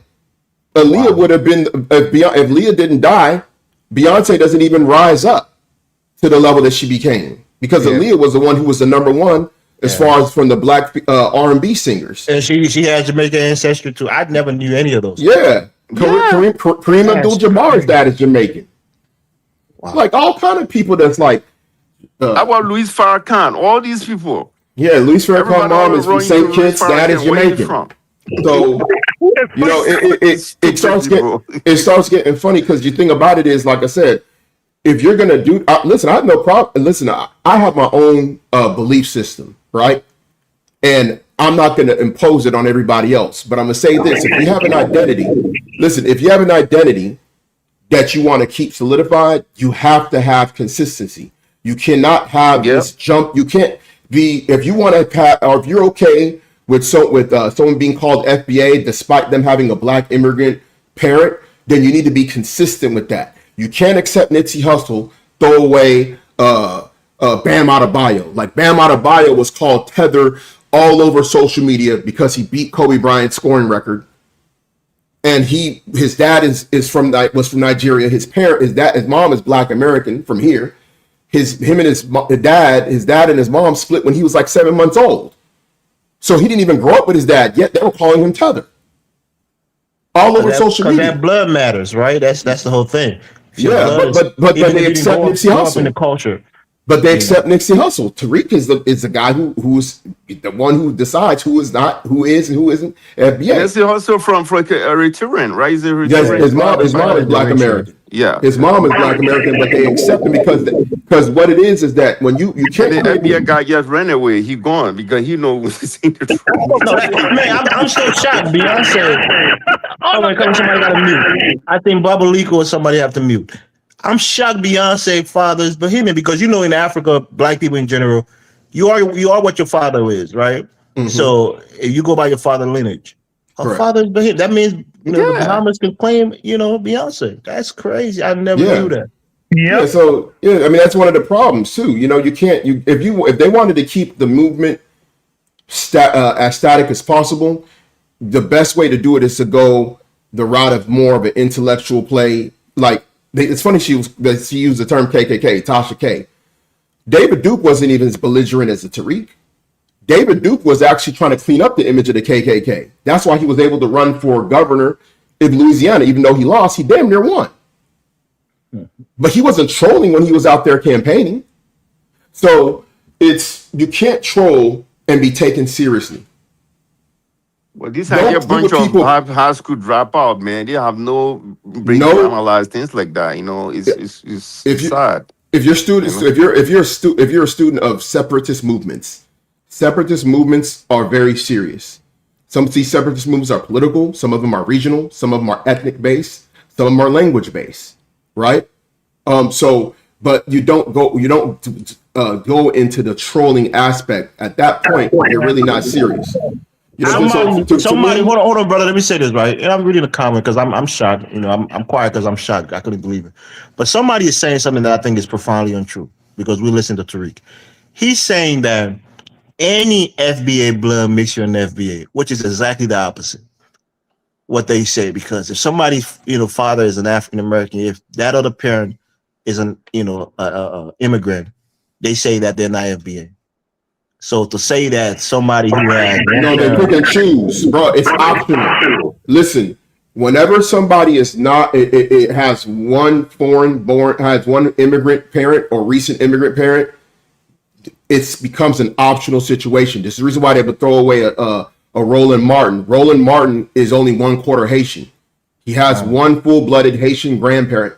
All his other 3 grandparents are so-called what you would call Black American.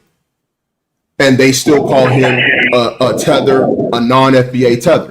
The Caribbean is very mixed up in America. That's what a lot of Americans they don't know their own history.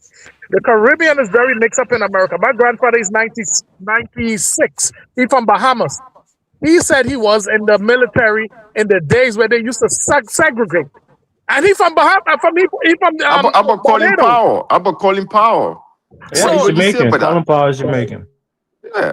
So this is you have to respect the Caribbean, man. They I don't know why they included the Caribbean in this nonsense because they're so interwoven and intertwined with the Caribbeans. The Caribbean do not want to be involved in that. We don't want to be involved in separatism.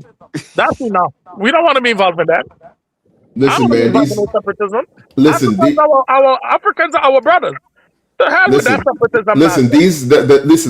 If you look at the 4 horsemen of FBA movement, the 4 top creators. They're all dating or marrying out. Even Tariq Nasheed's woman, it's Haitian, right? Her black side is Haitian. There's rumors that her dad is Haitian because they would go to Haiti often before this whole FBA thing was going on. They had pictures in Haiti all the time. A few times it was down there in Haiti with his mother-in-law. So, but even if not, Tariq is on record as saying back in 10 years ago that if you're going to be with a black woman, get you a foreign black woman or get you one that has a non-black mother. I agree with a non-black mother. He said that. I agree. So, O'Shea Jackson, one of the biggest YouTuber, he is saying FBA. He be going on record promoting the FBA. And I'm a big O'Shea Jackson fan. But O'Shea, you in Africa, you love African women. You've been completely saying that you cannot deal with the American woman and the attitude. So what are we doing here? This is an oxymoron. This is a joke. But this is the same guy that said that black women in America are producing ghetto kids and they're killing people around. Go back to O'Shea Jackson video and saying dissing black women. He has a video about black women. But now that that is not making money for them anymore, they have to jump into FBA and Yes. start making money. It is Yes. a FBA money is grab. FBA is Yeah, like a that's wave in the different. ocean for a surfer. It's like the big kahuna. It's a wave in the ocean for a Yes. surfer, bro. Yes. When you see that wave coming, you know when the surfers is on the beach and they see them waves going up pretty high, they want to catch up on that wave. Yep. So Yeah. that's what he saw. That's why they pivoted. Dennis Sperling wasn't on this. He pivoted. Dennis Sperling is with a Dominican woman. He was talking about how he can't deal with black women in America. He was telling them, he had whole live streams for years telling dudes to go and get you if you want to get a black woman, get you a foreign black woman. Yeah, Go to the DR, go to Colombia. Do you also know Phil, who have 1 million subscribers? Yeah, Phil Scott. He's one of the 4 horsemen. He's with a Mexican woman. Right, he's a Mexican, but have Mexican children. So yeah. So they're hypocrites, man. These guys are hypocrites. Yeah, that's what I'm saying. Like the biggest guys that are pushing FBA, the guys with the biggest platform, the guys that got the most wave, not like these new guys like Afro Elite or whatever. He pivoted too, and he probably listen. Let me tell you something. If you're out in these cities, Atlanta, Miami, Houston, DC, New York, these guys know when they're out there. I'm keeping it all the way real. The women from immigrant backgrounds are the better looking black woman. You meet a chick from Ghana, she's in good shape, she's skinny, she's more feminine. I'm just keeping it real. I mean, come on, man. Listen, bro. On average, bro. Listen, man. This is just true. Listen. This is the truth. If you go out and about, and I'm saying this, if you're unbiased, if you look up Tariq Nasheed's Instagram, he follows a lot of black immigrant women. I be seeing his stuff pop up like Tariq Nasheed like this, and then you'll see you'll go to a chick's thing and you'll see followed by Tariq, and the girl's like Dominican, or she's Ghanaian, or she's Nigerian, or she's Haitian, or she's this, and these are like model chicks. You know what I'm saying? If you look at a lot of these chicks that are like, look at all these celebrities that they're bragging about. If you brag about a celebrity, did you know that Nia Long, that all the black men lost after, she's Caribbean? Yes, Trinidadian. Yes, Trinidadian, yes. That's crazy. I never knew that, and she's very beautiful. And most of these people were following Kevin Samuel to people like Osedu Jackson. He were on a team with Kevin Samuel, dating black women, talking all kind of things about black women. And that's why he ran to Africa. Do you think the women that he get in Uganda, he will ever get that in America? Hell no. With that big nose? And it's not that there's not. I'm saying not that there's not beautiful black American women. We're not saying that. I'm just saying on average. I know this because I've been around the country. I got relatives that live all over. My siblings literally live in different coasts. I travel. I'm in my 40s. I've been around to different places. I know what I see, and guess what? These FBA guys, they also like them too. They prefer them too. That's why I said the guy today, he said they should still be allowed to talk to black immigrant women. Yeah, because you're not turning down these other women.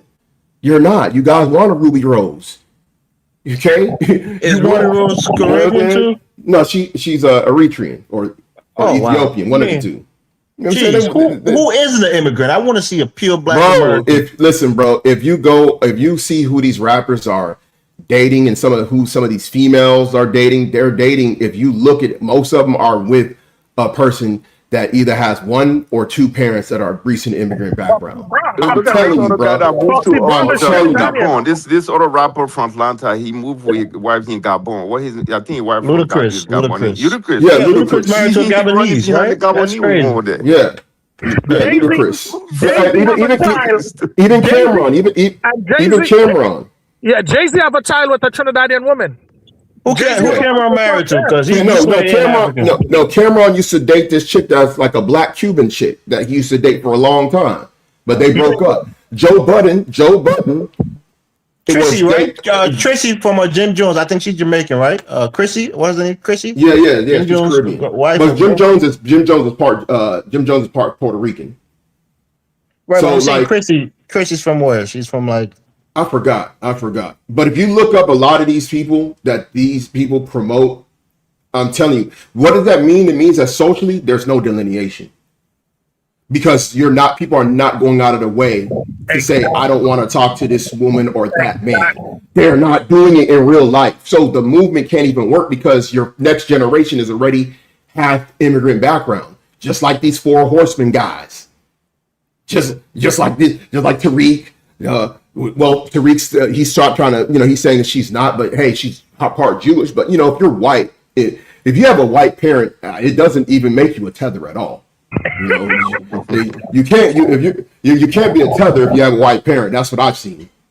So you can't really, like, these guys that are some of these people that are in the chat, they know what I'm saying is real. Unless you're out in like Jackson, Mississippi, Okay, I gotta push back. There's not a lot of black immigrants. You won't see what I'm talking about. Brother. I gotta push back on you, right? Because I did the research and I was baffled. So I guess what Beyonce's father is saying that he thinks his lineage goes back to the Bahamas because he already confirmed it. If you go another video, he goes to the Bahamas and he talks about his cousins that he met down there. No, but I think it's from ancestry. It's not like he has a direct. No. Go to there's another video where he goes down to the Bahamas and they greet him and he talks about his cousins in the Bahamas that he met. Because it's just like me, right? I'm born and raised here. My parents are from Nigeria. There's cousins I'd never met. If I have kids, they're gonna not know them if they don't reach back. So that can happen within a generation. This even happens with people that are Jamaican descent that was born in the 70s and 60s here, where they don't even really know their cousins out in, Kingston or, whatever. You get what I'm saying? Like wherever part of Jamaica that their family's from, because they never went back. So if you go to the other videos, you'll see where he talks about his cousins that he met down there. Oh, Ashanti from Dominica. I didn't even know that. Well, a lot of these people from New York. Man, stop it, man. What the hell? Who are the popular African American that's purely African American, bro? A lot of I'll agree. Houston and Louisiana have some of the best women. I'll agree as far as the best looking women. I read that the Jackson 5 were carrying Liberian passport. I didn't know that. Oh yeah, they do. Yeah. So that's the thing. You can't. If you start looking up some of these people's backgrounds, it just gets real. It gets real funny. And then who's with who? Like these rappers, both these rappers and singers, they're dating other people from immigrant backgrounds. Just like Carrie Hilson was with Serge Ibaka. You know what I'm saying? Just like all these women were swooning and wanted to be the wife of Idris Elba and Damson Idris. Like it's not like these women don't want these men, and vice versa. Michael B. Jordan better not be some kind of Caribbean or something. No, I don't think he is, but he's from Jersey, so he might be. Man. That's crazy. I never knew that. Yeah, see, someone put in the chat. Yeah, facts. Dennis Sperling's biological daddy is Jamaican. Who's that person? I've never heard about that person. Who's Dennis Sperling? He's like a red pill guy in a manosphere. No, he was a manosphere guy. He was actually connected with Kevin Samuels. He was connected with Kevin Samuels with the whole dating thing. In fact, he met his wife through a Facebook group that Kevin Samuels set up. That's how he met the Dominican woman that he's married to now. You even know Jay-Z is another Jamaican too. All the broken rappers in this large Jamaican. Pop Smoke, who the young kids love. The rest in peace to him. He was Panamanian. So I mean, come on, man. Jesus. Yeah, I mean, so stupid, man. They shot themselves in the foot with the Caribbean. You can get, like you said, CD. Get rid of the Africans. Yeah, we know what African. The Caribbeans, they're intertwined with you guys, like we cool with that. But look, you take the Jamaican out of it. I mean, they have deep history in this place, man. Now, peep this. Someone just put Jay-Z's FBA. Now, watch this, right? If you go back to Tariq he really know his father. We know his. No, hold on. Let's listen to this brother real quick. I'll see. With Tariq Nasheed, when Jay-Z signed that deal, the halftime deal, Super Bowl deal with the NFL, Tariq Nasheed did a stream and started accusing Jay-Z of being Caribbean tethered. Like, I think he's Caribbean. A lot of them guys from New York. Well, it's been proven a long time. Jay-Z has at least one Caribbean parents. Is that not proven? I knew that. I don't know about that, but I know like Mike Tyson. Mike Tyson is his dad is Jamaican. He's from Brooklyn too. Yeah, So but the thing, obviously, Jay-Z on his mom, we know, yeah, I he mean, just knows nobody his know his mom. dad, but I think Yeah. his mom, nobody, because she's gay, so whatever it is, I think he has a Jamaican mom. I mean, Jamaican dad. I I mean, think yeah, there's a so. lot of Jamaicans that move. You know, Yeah. I mean, Caribbeans have been in New York for Especially the that last South Brooklyn. for Oh, over man. 100 years. Yeah, I mean, if you that's a look, if fact. you Caribbeans have been in And New York. he's a big fan of the famous, I think it's Haitian, painter Basquiat. I think that's why he did the wig, because Basquiat Yeah. had the wig. Basquiat, yeah. Yes, Yeah, Caribbean's so been out here a while. Yes. Yeah, Caribbeans, Haitians have been in the U.S. for over 100 years. You can look this Yeah. up. Go to like if you look up the Haitian W. Du Bois. W. Du Bois is Haitian. He was one of the most prominent black people in America over 100 years ago. He's Haitian. wow. You can look it up. W. Du Bois. Haitians was Man, in so Boston. the Caribbeans A bunch can of Haitians claim, was in Boston. Haitians was in Boston before they really started going to New York. Later, it was later they started yeah. going to New York. I Like mean, you Flatbush probably and know places this like guy, that. Prince Hall. What do you hear about Prince Hall? Oh, he's yeah. Well, they set up. You know, they had the Prince. They had the Mason, Yeah, the Prince Hall. Masonic lodges, and they said that they couldn't. The white Mason said that he can't join the lodge, but they'll Yeah, help him create his own lodge. he wrote the Grand Lodge of England to give him a charter. And blah blah blah. Yeah, so that's how he ended up. You know, Nas is Nigerian. Nah. no, that was I mean, always a rumor. his Oh, in the father had a 90s, Nigerian name, right? Oludara, but I think that was a name change later on. he was a name change. Yeah, that was always a rumor, but it wasn't 50 true. Like, Cent, I think 50 Cent from Queens. He got Jamaican. Yeah, 50 Cent is Jamaican. I think his mom was Jamaican. Maybe even his father. I'm not sure. I don't know if he knew yeah, his father. usually if you're from them areas, like you're from Jamaica, Queens, Flatbush. Yeah, I was You're around more- DMC. Most of them around guys DMC. have Caribbean background. Run If you're DMC from them have areas. Caribbean background? No, I'm saying if you're from Flatbush, Brooklyn, Yep. you're from Flatbush, Brooklyn, you're from Jamaica, Queens, because if half of them people have Caribbean background. Yeah, Eastern Parkway, man. These are all Jamaican places. Yeah, East New York, all them areas, bro. Like it's Nostrand Avenue. I lived there for years. Church Avenue. I live on Church Avenue. yeah. So it's been. Somebody said 50 Cent parents are from North Carolina. 50 Cent literally talk about his Jamaican grandfather, who he lived with. So he had a Jamaican parent. You know, his grandfather was Jamaican. You watch the movie Get Rich or Die Trying? Even he said it. All of his friends are Caribbean. Yeah, like Tony Akinel. Daniels, Yeah. Lord Banks, Akinel's all Nigerian. Caribbean. Yeah, Akinel. Akinyele. I The don't guy know that who that did is. Put It in Your Mouth. He did like a very raunchy song back in the 90s that was very popular called Put It in Your Mouth. Oh, okay. I don't know about that. Yeah, So you yeah. said LL was raised by a Caribbean parent. He was adopted. Who? LL Cool J. Oh, okay. I think his mom was adopted or something like that by some Caribbeans. That's crazy, man. Something like that. Maxwell. I think Maxwell's Haitian is like Haitian and Puerto Rican. The singer Maxwell, I think he's Haitian and Puerto Rican from what I recall. Man, my favorite R&B singer of all time is Jaheim, man. He fell off, but I like Jaheim. I want to clear up something M said earlier on, which was a lie. When he said the Haitian attacked the American, that was a lie. M, do your research, go on YouTube. The Americans attacked the Haitians over where Haitians was living, and they get the ass cooked. Okay, Yeah. the Haitians shot them up really bad. So that was a lie. The Americans went and attacked the Haitians in Zopang in later Haiti, and they get the ass cooked. So That's he said the Haitians came and attacked American. He's lying. no, they didn't. They didn't. Happen.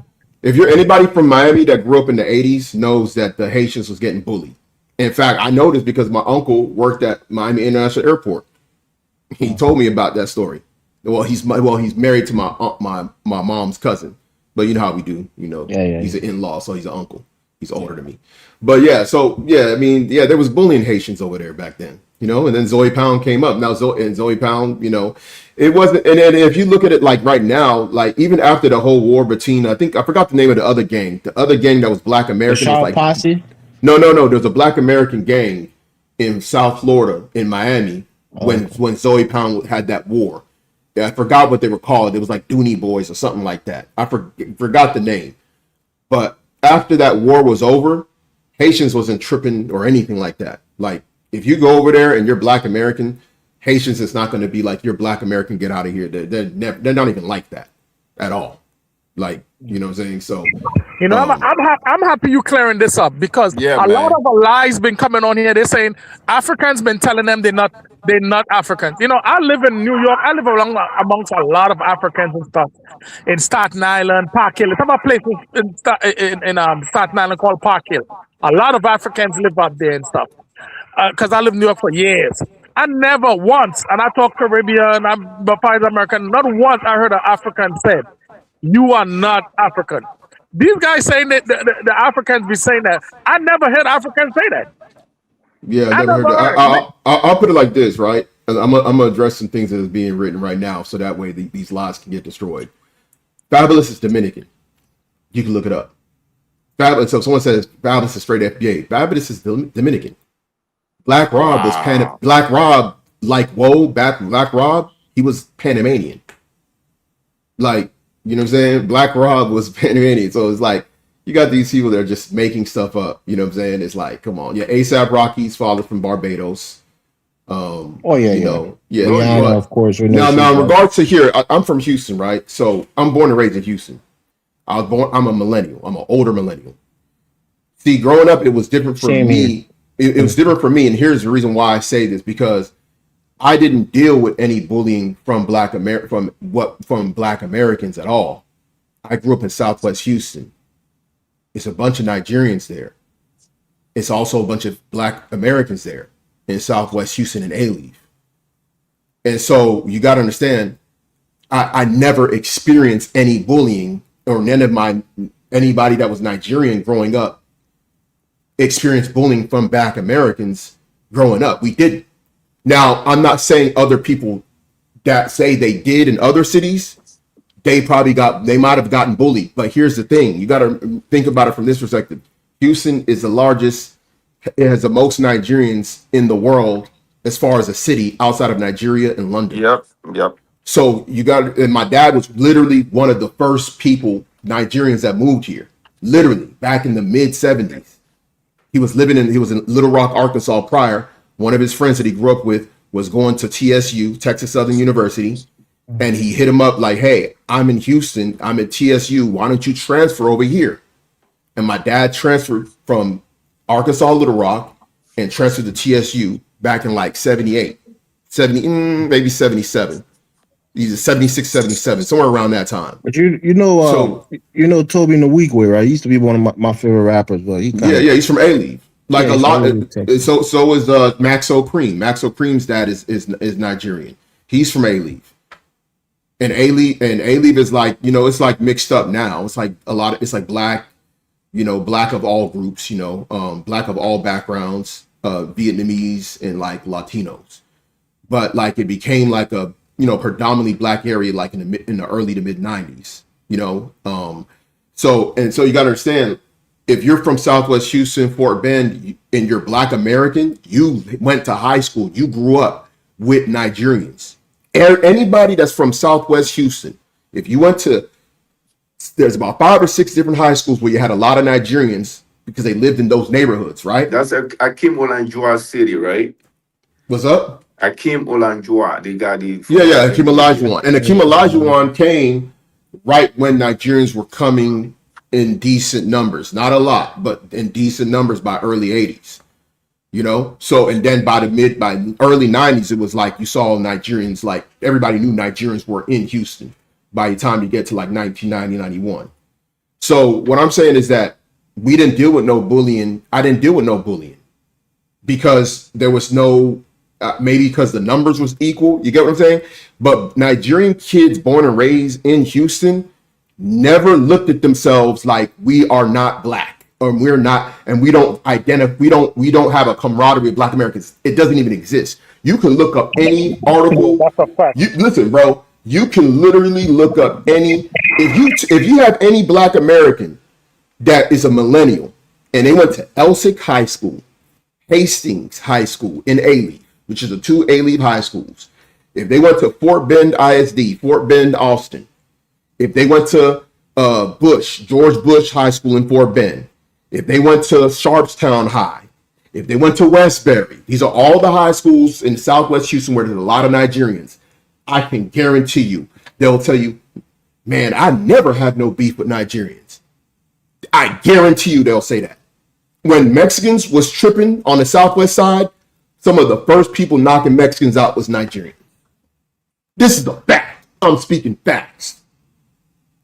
Anybody that I dare, anybody who graduated from Elsick High School Hastings in Houston from 1998 to 2004, because I had cousins that went there. I dared them to say anything different, because I can tell them people names of people they knew. I knew the different cliques that was over there, because my cousins was part of different cliques over there. There was never no division. Now maybe in other places there was that because the numbers is lower. You know what I'm saying? But I never got bullied for being Nigerian or for my parents being Nigerian or nothing like that. Now I'm glad that this guy came over, man. All the FBA ran away. They all gone. Bro, there's nobody that from Houston that can say anything. They know I'm not lying. You're not gonna find it. This just doesn't exist. Yeah, they lied, man. We say Jamaicans say we know black. That's a lie. Yo, they guys lie so much. I've never heard of Jamaican. I grew up with Jamaicans and Bahamians. Some of my best friends was Bahamians. They're lying. They're lying. Jamaicans and Caribbean. We said me no black. That's a lie. We never say those things. Matter of fact, my wife have an American friend because they're in the military together. My wife in the military. And she told my wife, was like, yeah, I'm just as the same as you guys. It's the same thing. It's no different. And she said, American said, no, you Jamaican. You not black. And my wife was like, no, I'm black. I don't know what you're talking about. I'm black. And she's like, yeah, one of my favorite black actors, man, Blair Underwood. He married to a woman from Trinidad and Tobago. You know Blair Underwood, right? See, now here's this, right? Somebody said here, now African claim to be even more gangster than black Americans. What I'm telling you, what I'm telling you is the truth. In fact, there's a guy. No Houston Nigerians, they body. I know about that. See, this is the thing. You're not from the city. You're not from Houston. If you're from A-Leave, if you're from Southwest Houston A-Leave, you'll know that Nigerians were not pushovers in Southwest Houston. Nobody was punking Nigerians in Houston. Nobody's doing it. It just doesn't exist. Like it's not that, and it's not like Nigerians are separating themselves from Black Americans in Houston. They're not. They never did. You got to understand, this is the oldest Nigerian community as far as size and numbers in the United States. I'm speaking as someone who now we're like 3 generations in. You know what I'm saying? So like it's to the point now where even here's the thing. This is why these guys are so scared. Just like Tariq messed up with saying that guy that was fighting them Argentinians, he said, man, that's an FBA. That's an FBA. If you come to Houston, you're not even going to know who is Nigerian or not. I can guarantee you that. You're not going to know. You're not going to know. You're waiting, because a lot of these people, they're waiting for an accent to come out. They're waiting for someone to have an accent. People have been here since the 70s, bro. It's not even something that if you grow up in a certain area, you're going to pick up the vernacular of that area. All right. And some of these guys, they're so slow. They think that if you are FBA, you're going to FBA lingo and talk. Well, bro, I'm still going to push back on you, man, because, go ahead. Beyonce is the Black American, entertainment queen. I'll give them that. They just got to stay consistent. I read the article, right? 1 second, please. I read the article, or just, a little snippet of the headline. And he's saying that it's like it's like Oprah, right? Take Oprah, for example. They tie her lineage back to Liberia, to the, the Pellet people there. But I think that's something kind of similar to what he was saying. Like he can tie his lineage back to the Bahamas, but it's not like he had a direct ancestor that was from there that he knew. So that's what I'm saying. Because I still can't believe she's from the Bahamas. Yes, yeah. So yeah, you got some people in the comments trolling, but like I said, none of these guys is from Southwest Houston. If you ain't from Southwest Houston, you don't know what you're talking about. That's the area that Nigerians are at: Southwest Houston, A-Leave, and Fort Bend. And look, let me tell African Americans something, right? And again, it's not a diss to you. You're not more quote unquote gangster than the Africans. And here's why I say that.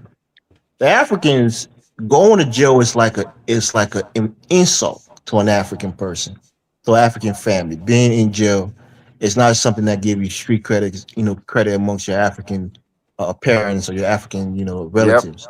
Yep. So that's why Africans kind of are tiptoeing about, but when it comes to savagery and just really being, violent, I don't know. I would say maybe it's toe to toe, but no, Africans can be very violent. I come from a country where we saw some of the worst violence. You go to Nigeria, you see some crazy violence. You go to African countries, you see real violence. So in America, Africans are more timid because the connotation of being in prison is bad. Whereas maybe a guy from the hood go to prison and has a stripe on his, Yeah, yeah, but I think so Iris, I agree with you because why? I have a friend of mine that was arrested for domestic violence. His first time going to prison, right? So when you go to when they took him to prison, they group all of them together, right? They take them to police station, and then in the morning they will start to separate them. So and the other prisoners will ask you why you were arrested for. When you say you were arrested for domestic violence, and some of these guys would come and criticize you. They say, I shot someone, man, so they can be proud of that. I killed. So these are the people that are hero in the prison, right? Someone would say, oh, I took somebody else's life. So they boast of that in prison, right? So the way you say in the African culture, if you tell someone that you went to prison, people don't want to associate with you at all. Because they think yeah, that because the guys in the comments making a statement that now the right. Africans are claiming to be more gangster than the Black American, as if that's something that is something to be proud of. Like the Africans ain't gangster. Look, Africa is.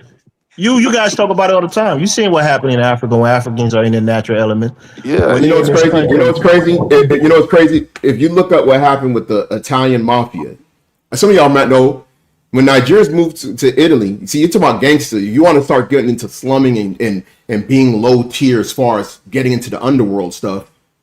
Like we can't even.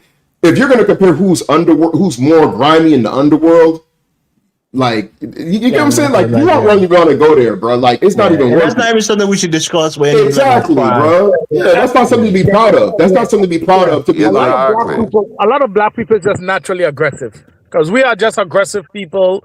So it's not like one side and this side. Everybody, you know. Nigerians turned down the Italian mafia, bro, to where the government had to step in. Like you know, like the Italian mafia on their own land. Like, come on, dude. Like, if that's something to brag about, like, I don't know. You know what I'm saying? That's not something to brag about if you want to go into bragging about who's more gangster. Like, come on.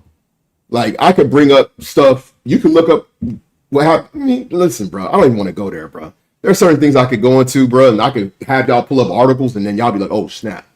You know what I'm saying? Like, I don't even want to go there with that. You know what I'm saying? Because I just feel like it's beneath us to kind of go into that. Because if I talk about certain situations in Houston, and I tell you to pull up the articles, then you're gonna be like, "Oh snap! I didn't know." Somebody came through and tried a triple body. Tried a triple homicide outside of a club. Like, you know who the most surprising African group that are gangster is? The fucking Somalis, bro. Somalis are ruthless. Yeah, Somalis are the most. I agree. I live here in Minnesota with the Somalis. Them dudes, they're ruthless. The African Americans are even in front of the Somalis in North Minneapolis. I agree. It's crazy. The most grimy set of like people from the continent that came to the U.S. is the Somalis. If you go to Minnesota, everybody will let you know. Like, it's like. And even white people folks running away from them. They are really, really violent. But at the same time, they achieve a lot too. They you can see they dominating the police force in Minnesota. I see them. Yeah, and a lot of them are not. They're not anti-Black American either. The ones that's born and raised here are not anti-Black American. If you go to Minnesota, they'll be cool with anybody else, but they do have their own gangs. Yeah, they get busy and they fight each other sometimes too. So it's. But yeah, I mean, it's not something to be like who's more gangster. But like I said, if you from Southwest Houston, bro, like ain't no way you're gonna say Nigerians was punks if you was in high school with the Mexicans was tripping. You know what I'm saying? When the Mexicans was tripping, when them Southwest Cholos, you know what a Southwest Cholo is? When Southwest Cholo became like a big old clique on the Southwest side, it was a Mexican gang called the Southwest Cholos. They was tripping, and they thought that they was on some blood in, blood out, American me type stuff, and they got turned down. You know what I'm saying? Black Americans didn't run, neither did the Nigerians run. They was throwing hands and one-on-one and knocking them out. This is fact. You know what I'm saying? So Nigerians wasn't running away. If you went to Elsick, Hastings, Westbury, South Sharpstown High, Fort Bend Travis, Fort Bend Bush, Fort Bend Austin back in the early 2000s, late 90s. You know I'm telling the truth. You have to be. This is what it is. See, he's saying Southwest was a suburb. Southwest Houston is not the suburbs. It's Southwest Houston. So you telling me Fondren in Maine, where Trader Truth is be at, is, come on, these people. Somebody in the comments say the Africans need to be more gangster with the Moroccan people from Morocco and stuff. I guess we're trying to say those sand people, those Algerians and the Arabs. Those, well, they do that stuff when they do that stuff to those West Africans when they got numbers. Like, this is what it is. Like they have numbers. They some of them will try that. They're not trying that stuff with them. The Moroccans that live in Paris, right? Are they bullying Senegalese? No. But Senegalese in Paris? They live in the primary experience within Europe. They don't bully. They work with the other African, but yeah, they gangsters in the street. Like they go around and do the same thing that FBAs are doing here. No, I'm talking in Paris. In the suburbs of Paris, Moroccans and Algerians, they're not tripping on black West Africans. They living in the same neighborhood. They're intermarried. Yeah. They do. They intermarry each other. Like if I meet a Moroccan woman, and they find out that my parents is from West Africa, because they're used to intermarrying, they're gonna be okay with it. Most of them will be okay with it. Somebody said Africans need to be more gangsters than the Europeans. I think you haven't been watching what's going on in West Africa. I think you haven't been seeing some of these guys. The UN been getting kicked out. The French is getting kicked out. So it have some puppets there, but I got some guys rising up there in Africa, some leaders. So don't make it seem like it's European is running amok in Africa. That's not true. Yeah, someone says the Daniels is a terrible moderator or something wrong with him. No, so fucking crazy. We're doing a lot better now. But one thing. I remember somebody said, I don't know if it was one of y'all or somebody else, but I want to say it was Afrodamus. Afrodamus. I was on a live stream last year with Afrodamus, and he's come on here a couple of times. He said that FBA was going to turn on Godfrey. He said, he said it like last year, and look what happened. Because the thing with the FBA thing is damned if you do, damned if you don't with that particular cult, that particular cult. If you if you don't even have, you could not even have. If you say something that they don't agree with, they will automatically call you a non-immigrant tether. They even did it with O'Shea. O'Shea was called an African and a tether by them because of a video that he had made. And he had to do a whole video addressing them using how he looks as a way to, basically they were playing, what do you call it? Featureism politics. Brown paper bag text. Your nose is too wide. Your nose is wider than your thumb. You know what I'm saying? Your nose is wider than your thumb. You're not one of us. You're darker than the brown paper bag. You're not one of us. Like, they was doing that stuff with him. They was doing it with Anton Daniels. They was accusing Anton Daniels of being Nigerian. Some people were saying he was Haitian. Anton Daniels had to do a whole video. He had to do a whole video where he pulled up his own record of his family, that they've been here for generations and they were not recent immigrants.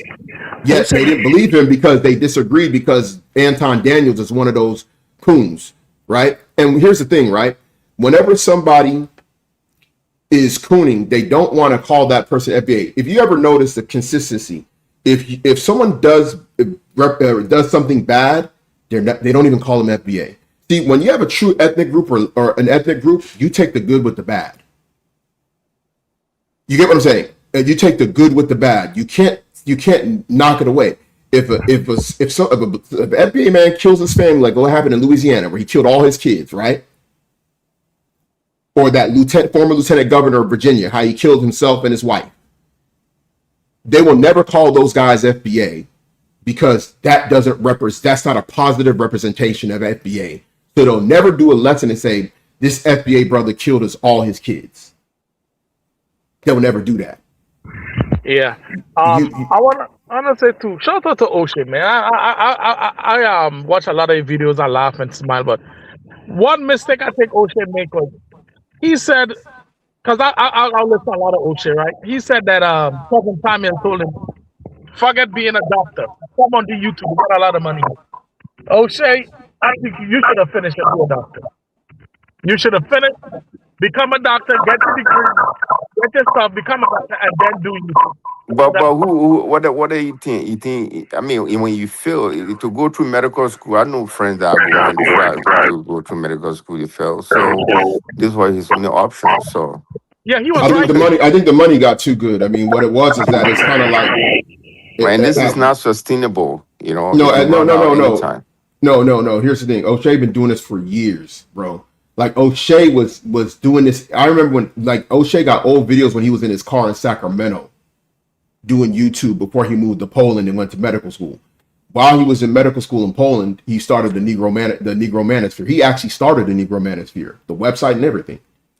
A lot of these guys that are like in this black sphere, or even some of these FBA grifters, were part of that. They came up out of that Negro Manosphere. Kevin Samuels came out of the Negro Manosphere. Yeah, but what I'm saying is O'Shea is the one who made Kevin Samuels more popular when he had like under 5,000 subscribers. Yeah, but what I'm saying is that Babaliko is saying why he did not finish. I say medical school is not. It's not. Some people fail on it, and this is the only option that he had. But I don't think if he had a medical degree, I don't think if he had a medical degree, we choose to take YouTube to be a career. I don't know. I'll put it like this. He was in Poland because I remember I was on YouTube during that time. We know that. And he whether he finished or he didn't finish medical school, I'm gonna tell you this. He's making a lot of money. Like O'Shea's been making a lot of money in this YouTube thing for a long time. And he's definitely making more money than he's had. He's making a lot of money. He has multiple channels and they do pretty well. You know what I'm saying? So he's definitely making a lot of money. Like I can guarantee, I don't want to say what I think he's making a month, but it's a lot of money.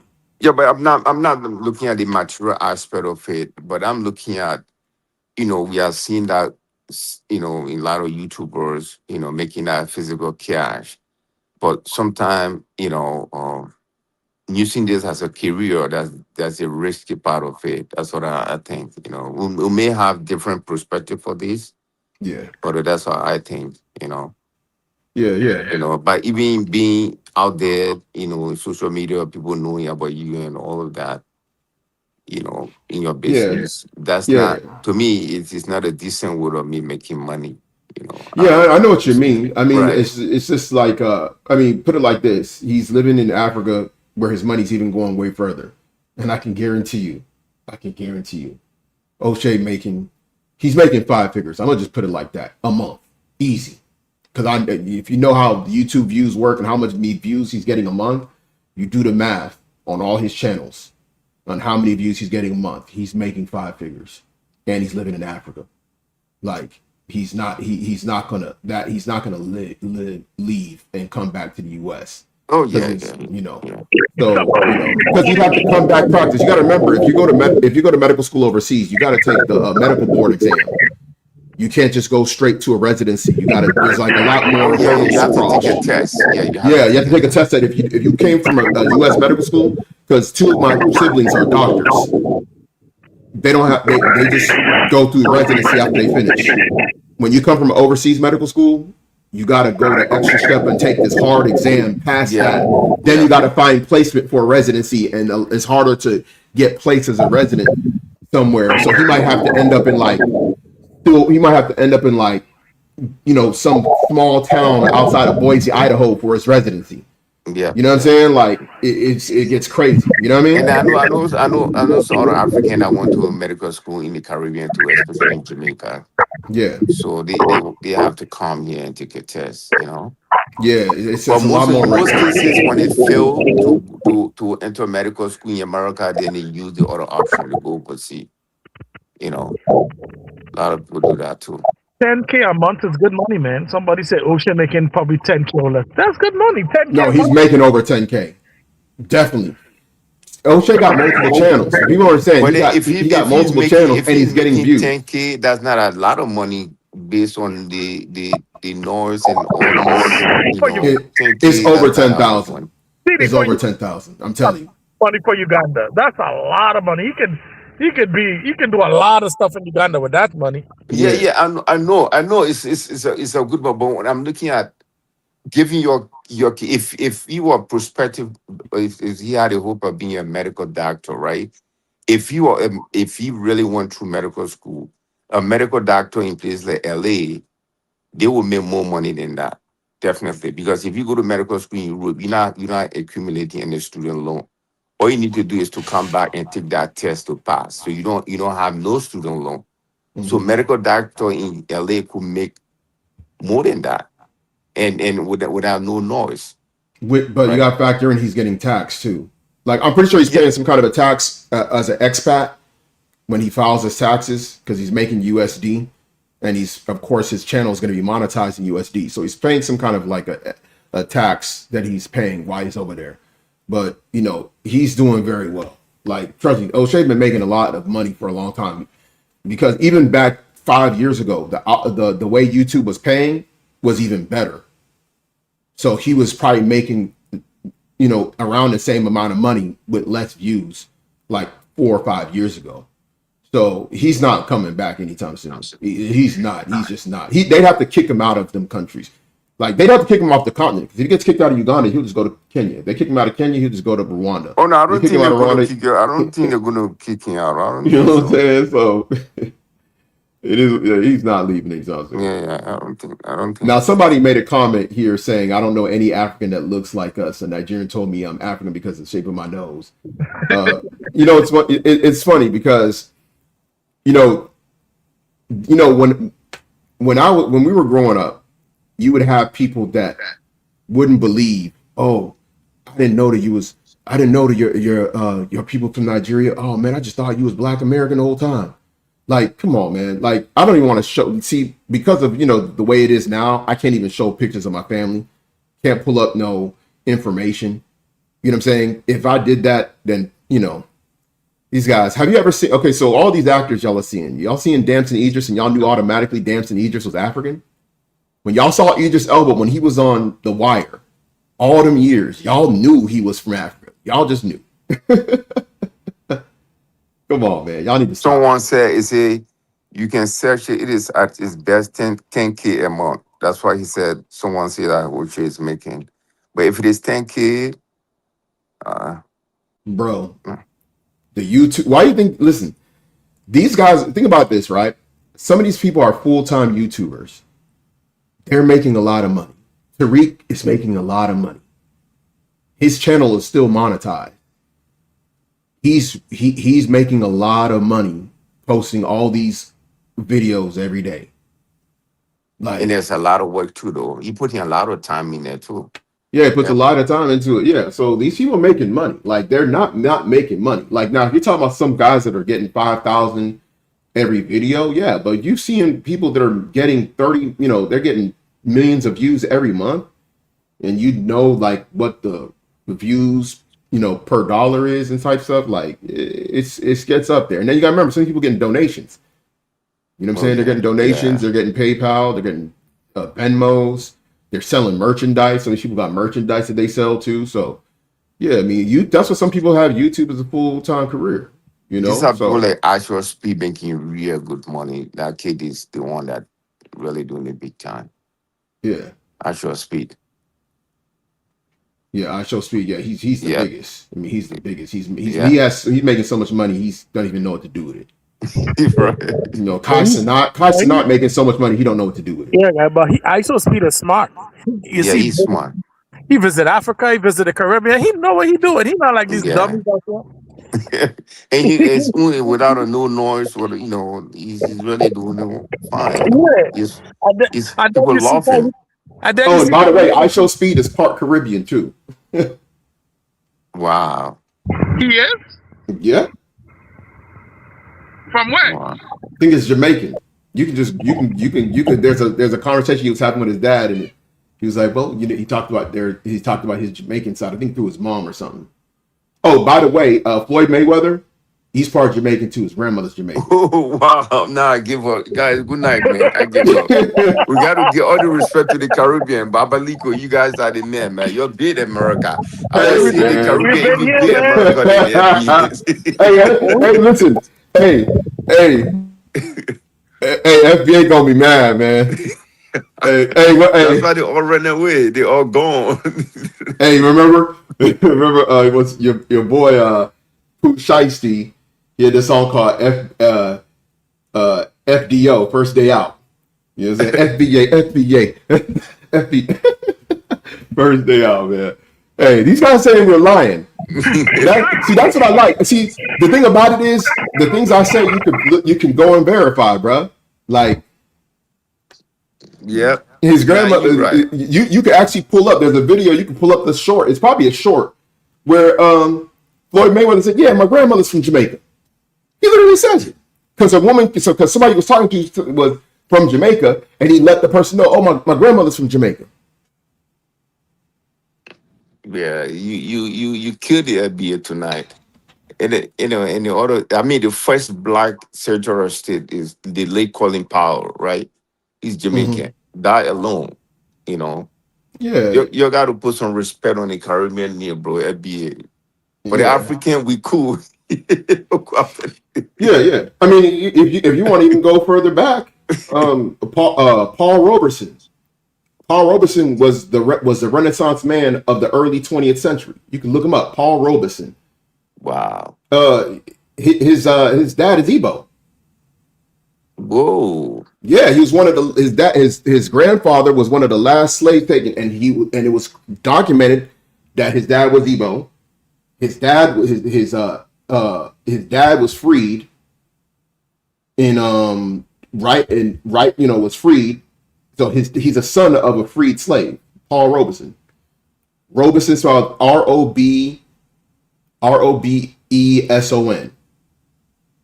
He was the most talented man in America.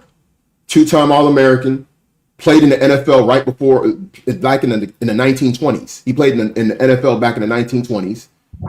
He could play instruments. He could sing. He was like in the all kind of stuff. This dude could do 4 or 5 different. He had major talent. Paul Robeson. This other guy can't even spare America. He talk about immigrant living in America. Yeah, it's about girl did somebody. She said, and you know what's great about today information age? Y'all can look this up. Paul Robeson, man. Paul Robeson, even during the time of the independence struggles, was going back and forth to Africa. This is back in the 1950s. He was friends with Nnamdi Azikiwe. Who was the first president of Ghana? He was also friends with him when they were doing their independence movement. They accused him of being a communist, and that's how he got ran out of the United States. They say O'Shea not attractive, man. Y'all stop dissing O'Shea. That's why he in Africa, okay? He got money. He got access to all the women over there. He got all the baddies in Africa, okay? Right. If you were probably here, you would still be struggling to get beautiful women, right? No, if O'Shea had become a doctor, he would have get any woman here. He walk around with that white robe. Trust me, he would have get some of them more. He would have get some of them bodies in the hospital, man. They don't care. Yeah. You're a doctor. You're handsome automatically. Of course. You know what I'm saying? I mean, money and status makes a woman like you. Plus, on top of that, women are different, man. They don't have the same attraction triggers as us. We like a good-looking woman. We like a soft woman. Women really, if you really look at it, naturally beautiful women don't care as much about a man's looks. The naturally beautiful woman, the girls that was called pretty from when they was young, and they were the it girl in their high school. They was a popular girl in their high school, in college. A lot of them chicks, if you look at who they married to guys that are average looking. Because they don't need beauty. They already got it. So they're looking for something different. They're looking for something to it's like they're looking for a complementary piece. So they don't look for a handsome man. The men are not the fairest sex, women are. They're the ones supposed to be the beauty objects. In the West, it's been flipped around where men are. That's why you see over here in the United States, the black man is expected to have a 6-pack, but the black woman could be overweight. That's what I'm saying. Yep. And it's a shame because I will be watching Pop the Balloon, man. And some of these guys be engineers, big time. And they be, oh, you too short, I'll pop your balloon. You're like, what the hell? Like, and he's 6'1". He's 6'1", but he's too short. Babaliko, I'm going to Kenya this week. Anytime I travel to Africa, right, when I come back in this country, it will take me 6 months before they start looking at women. I'm telling you. And it will be so disrespectful to see some of those attractive, achieved men working with some of those chubby women. You're like, oh my God, what is that doing with this one? Go to Africa, man. Oh my God. Well, the average woman in Africa is of proper weight. You know, that's the difference. You know, I mean, and they don't even work out. They don't work up, bro. There's some women, and there's some girl. There's some females in Africa, and you look at them, you're like, dang, if she even worked out, it'd be over. Some are saying you're an old man in the comments. Tell you how you be doing it in Africa, man. Tell you old man get all the women in Africa, man. Don't mind him, man. You know what they'll do if you show them a beautiful woman from Africa, they're gonna say she's trying to be FBA. She's trying to be FBA. I'm telling you, man. Maybe I'll see Dennis in this place here in Nairobi. We'll take picture together. You'll know what I'm woman or not, you know.